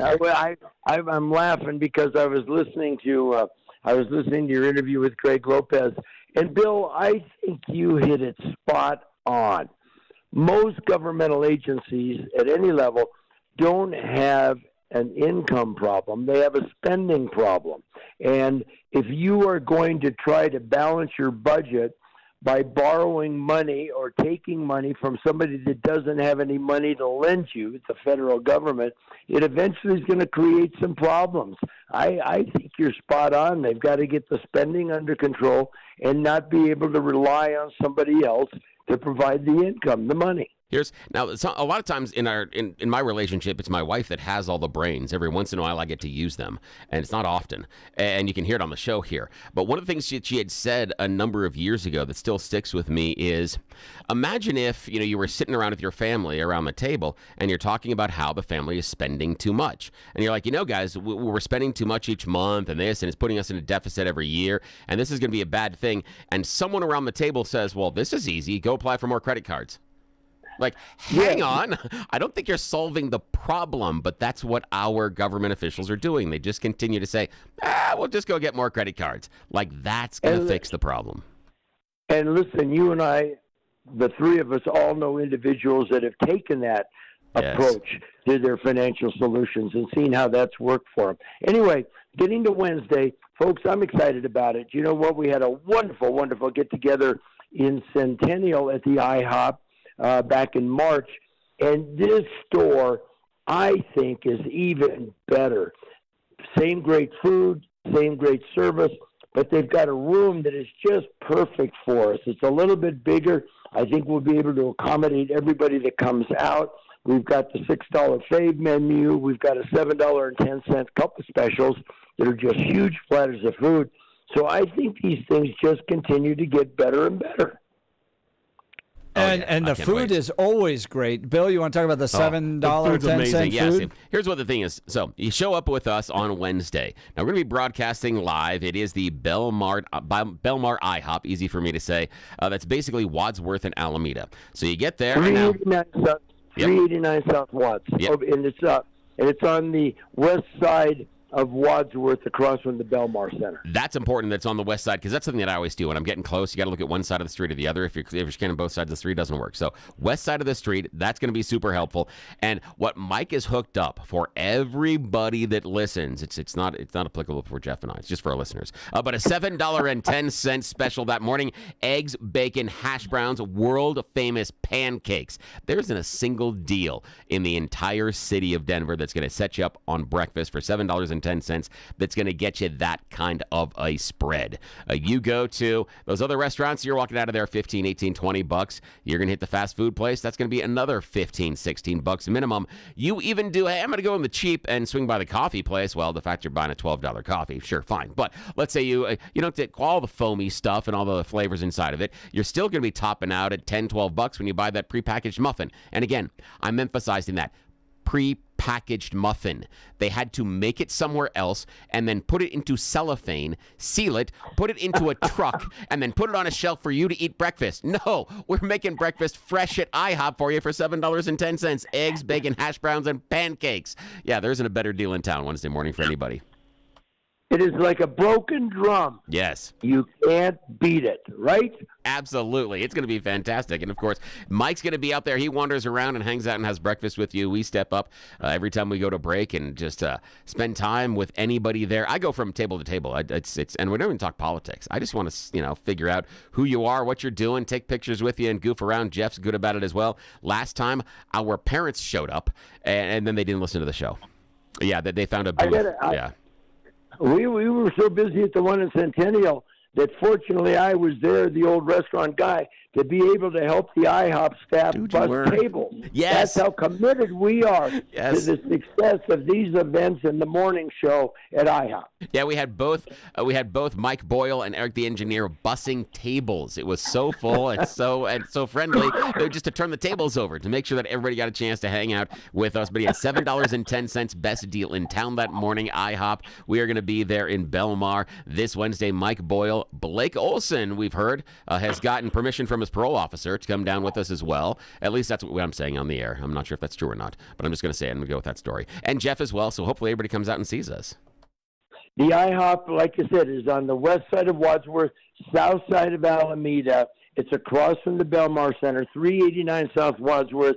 Folks, you're going to love it. You're going to get to meet Jeff and Bill, and the food is wonderful, and the staff at IHOP is so accommodating, so welcoming. So hopefully we'll get a nice big crowd, I have no doubt. Now, Mike, I've done this for the last few live broadcasts. I always there's a little website that the state of Colorado has that says, "Who's my lawmaker?" And I put in the address of the IHOP, and I invite whoever the lawmakers are to come by and talk with the people that are in their district and even interview on our show. And the last two we've done have been represented by Democrat lawmakers in both the State House and State Senate, and I never hear anything from them. Mike, I never hear. Yeah, you know what I don't understand? One of the things that I applaud about President Trump is he'll stand up there. I think he's doing a wonderful job being out in front of the press, and he'll take questions, and he'll do it on Air Force One. He'll do it at the White House. He'll do it at the Oval Office. I think that if I was going to be running for a political office or trying to justify my election to a political office, people say, well, you got to go to the enemy camp. When have Jeff and Bill never been polite to anybody, regardless of their political party, their political persuasion, or their position on policies? So I would say, whether you're a Democrat or a Republican, the district that we happen to be visiting, come on over. We'd like to see you. Your constituents would like to meet you for a change. Yeah. Mike, you're exactly right. Everybody's welcome here, right, left, center. That is the point of this show. So don't be intimidated. No one's going to force you into a debate and say, defend this policy, or why did you vote for Kamala Harris or Donald Trump or anything like that. No, this is actually a really fun time to talk about news, to talk about what's taking place in the community, to hang out and get a good bite to eat. Yeah, and voters are going to be there. Just saying that in your area, the voters, the politicians, that we talk to voters as well, as much as they do. And this is a good chance to get out there, chat with people, and also persuade individuals. If you think you are the absolute best leadership for that area, that location, you're representing the voters, come talk to them. We're hanging out with the voters all morning, and it's a great place to just sit down, connect one-on-one. You can make better connections in 30 minutes hanging out with us than you can, working the phones all afternoon or, stepping your way through a neighborhood. We've got everybody there, all for you. Just jump from table to table. You're exactly right, Bill. A lot more gets done, I'm convinced, in social settings, whether it's visiting the morning show on the golf course or over lunch or at a cocktail party. You know what? It gives you an opportunity to connect with people. And I've never been to one of our events for KNUS, whether they're your events or my events, where people haven't been able to have a polite discourse. And so come on out. We'd love to see you. And let me tell you something. If you want to talk about local issues, I don't live in Jefferson County. I live in Douglas County. I live in Castle Rock. But I watch the news enough to know that there's plenty of local issues in Jefferson County that people would like to talk about. That's Mike Boyle, host of The Restaurant Show. He'll be live in person this Wednesday, along with Blake Olson, Jeff Hunt, Bill Thorpe, the 710 KNUS team, the production team. We'll all be there at the IHOP in Lakewood, Belmar, right off of Wadsworth. All of that can be found at 710knus.com or MikeBoyle.com. That's MikeBoyle.com. Mike, thanks so much for setting us up. Sir. I always eat great at these, and I appreciate it, brother. Thank you. We appreciate you. We'll talk to you tomorrow, sir. Take care. I want to talk to you about our friends over at the Colorado Farm Bureau. Whether you pulled out your skis or snowmobiles this last winter, it was a great year for winter fun. But the snow means even more to Colorado agriculture, and I want you to know that our state's farmers and ranchers are doing their part to protect our future water resources. The people of Colorado agriculture always have conservation, efficiency, and reuse top of mind when it comes to water use. As the metro area continues to grow, Colorado Farm Bureau leads talks with state policymakers about preserving water for all areas of the state as pressure on the water system grows. It's going to take all of us to find a solution. My friends at the Colorado Farm Bureau are leaders in water conservation and water policy. They understand how to balance water for crops and water for families, and they're doing more with less. You can do your part. I recommend you join and become a member today. Go to coloradofarmbureau.com. That's coloradofarmbureau.com to join them. All right, Bill, next I want to get to this opinion piece in the Denver Post. Michael Bennet should resign his U.S. Senate seat to run for governor. Do you agree or disagree? We'll give you insight on what the Post is calling for next. You're listening to The Jeff and Bill Show. Is that headline like 4 words too long? That we'll talk about in a sec. This is Denver's Talk Leader, News Talk 710 KNUS.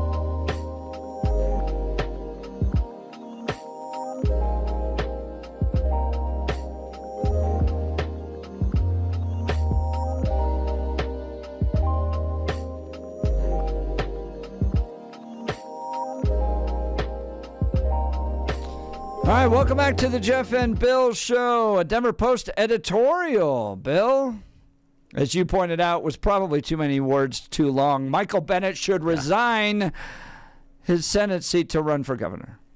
Yeah, it's about 8 words too long, maybe. just an idea, and just spitballing here. We're workshopping Just this. resign. Yeah, just we're resign. looking at Although that. they write, we have not been displeased with U.S. Senator Michael Bennet. 16 years in federal office. 16 years? Wow. 16? So you could have had a child and they could be driving by now. Yeah, right. And the landmark policy that Bennett has been able to... No, okay. The major change that he has helped for your... No.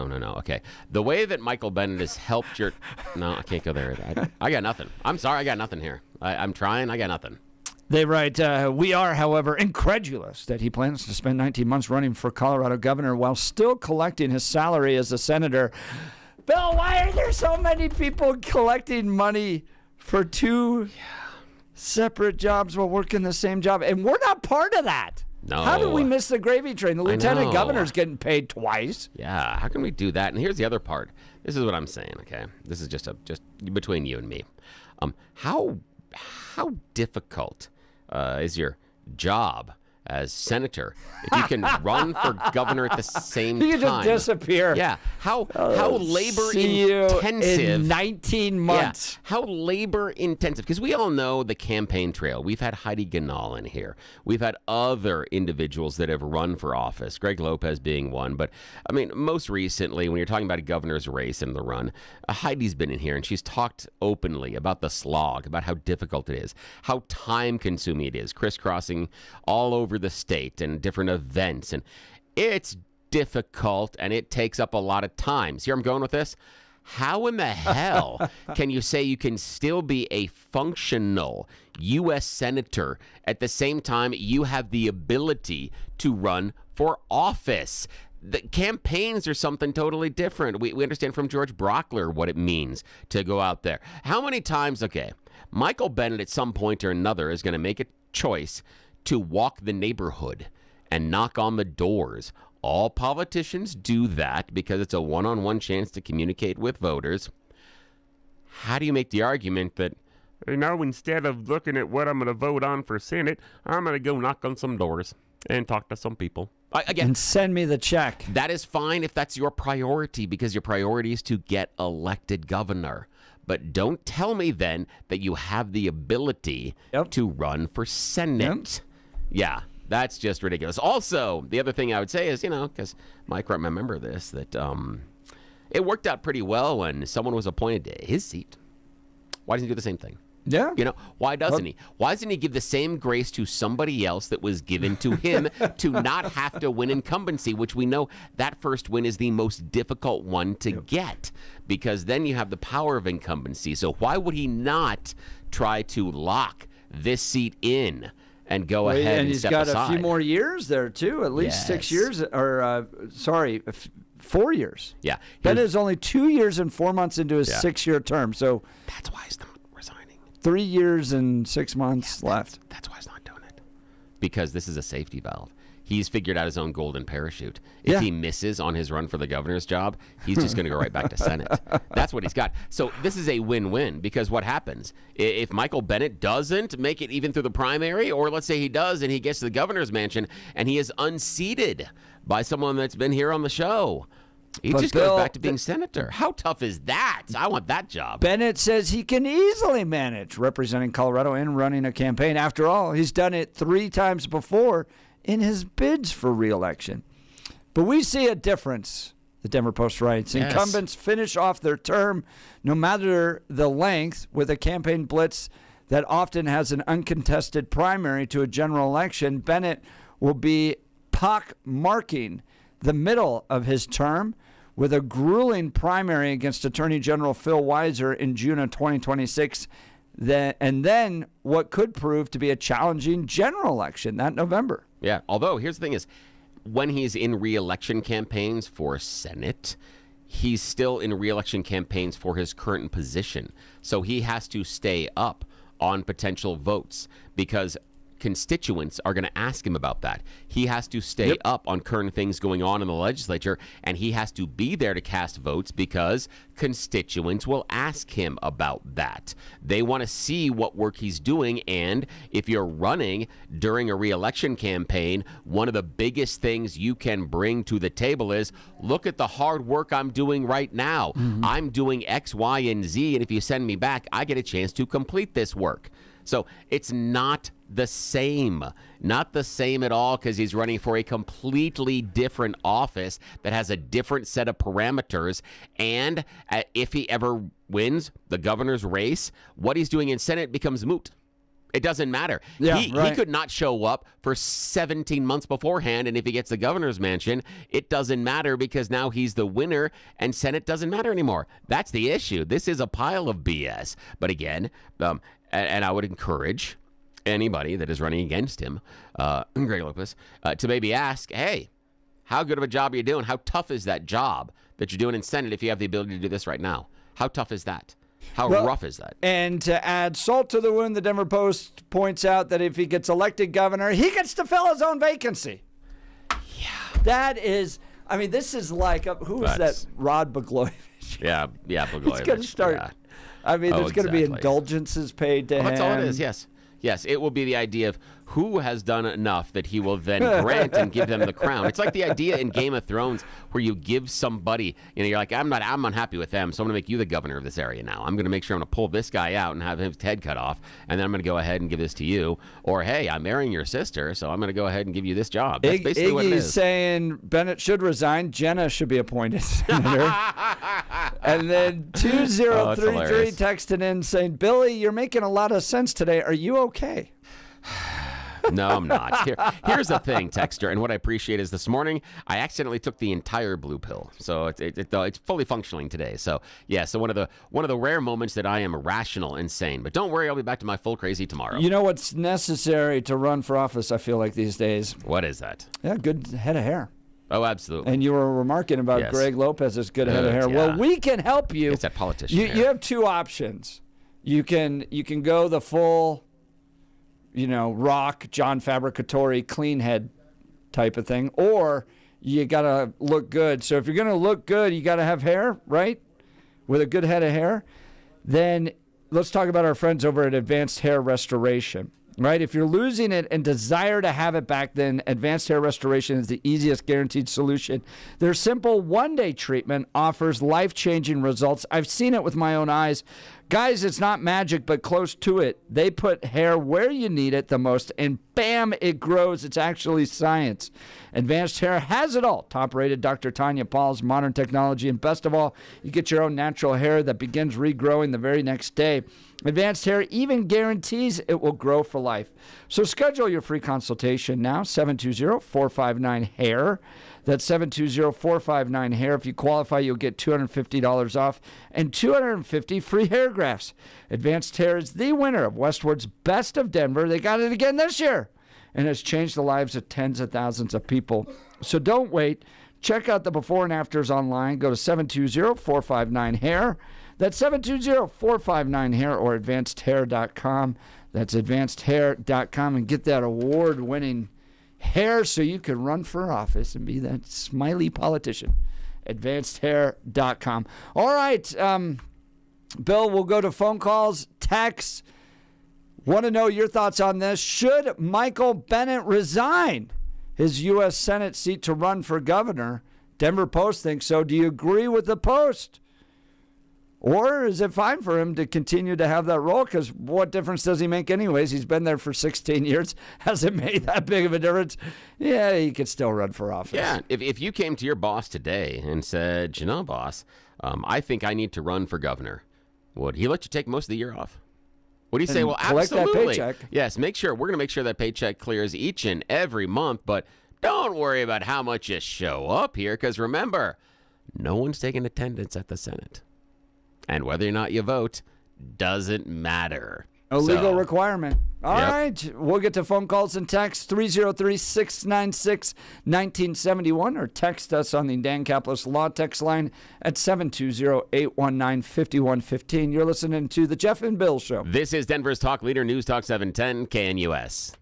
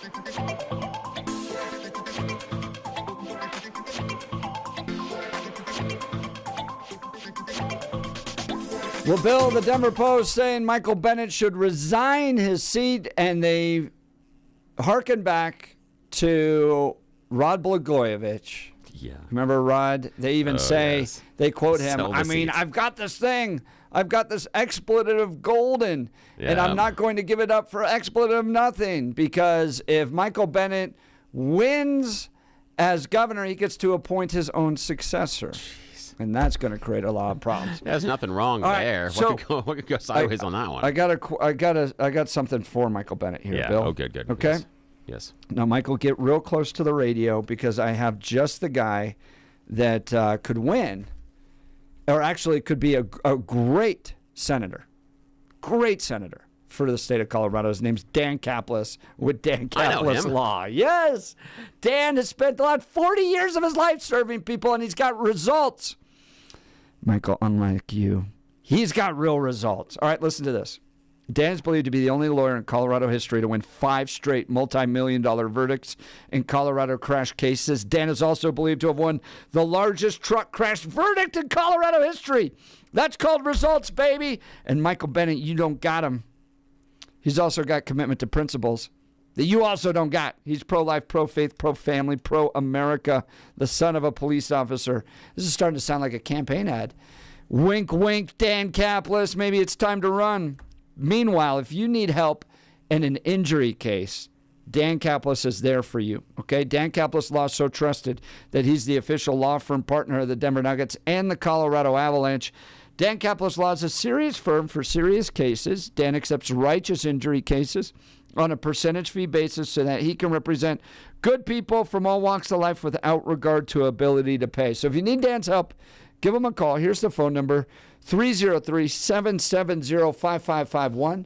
That's 303-770-5551, or hit dancaplisLaw.com. That's Dan, C-A-P-L-I-S Law.com. All right, tomorrow's tax day, Bill. Did you get it all turned in, all the tax stuff good? Luckily enough, I married a lovely and talented woman that is a project manager in her other life. And so everything's been done for months. Now, since we owe money, the check doesn't go out until today. Yeah, right. Like, no, we're not sending it to you early. You rat.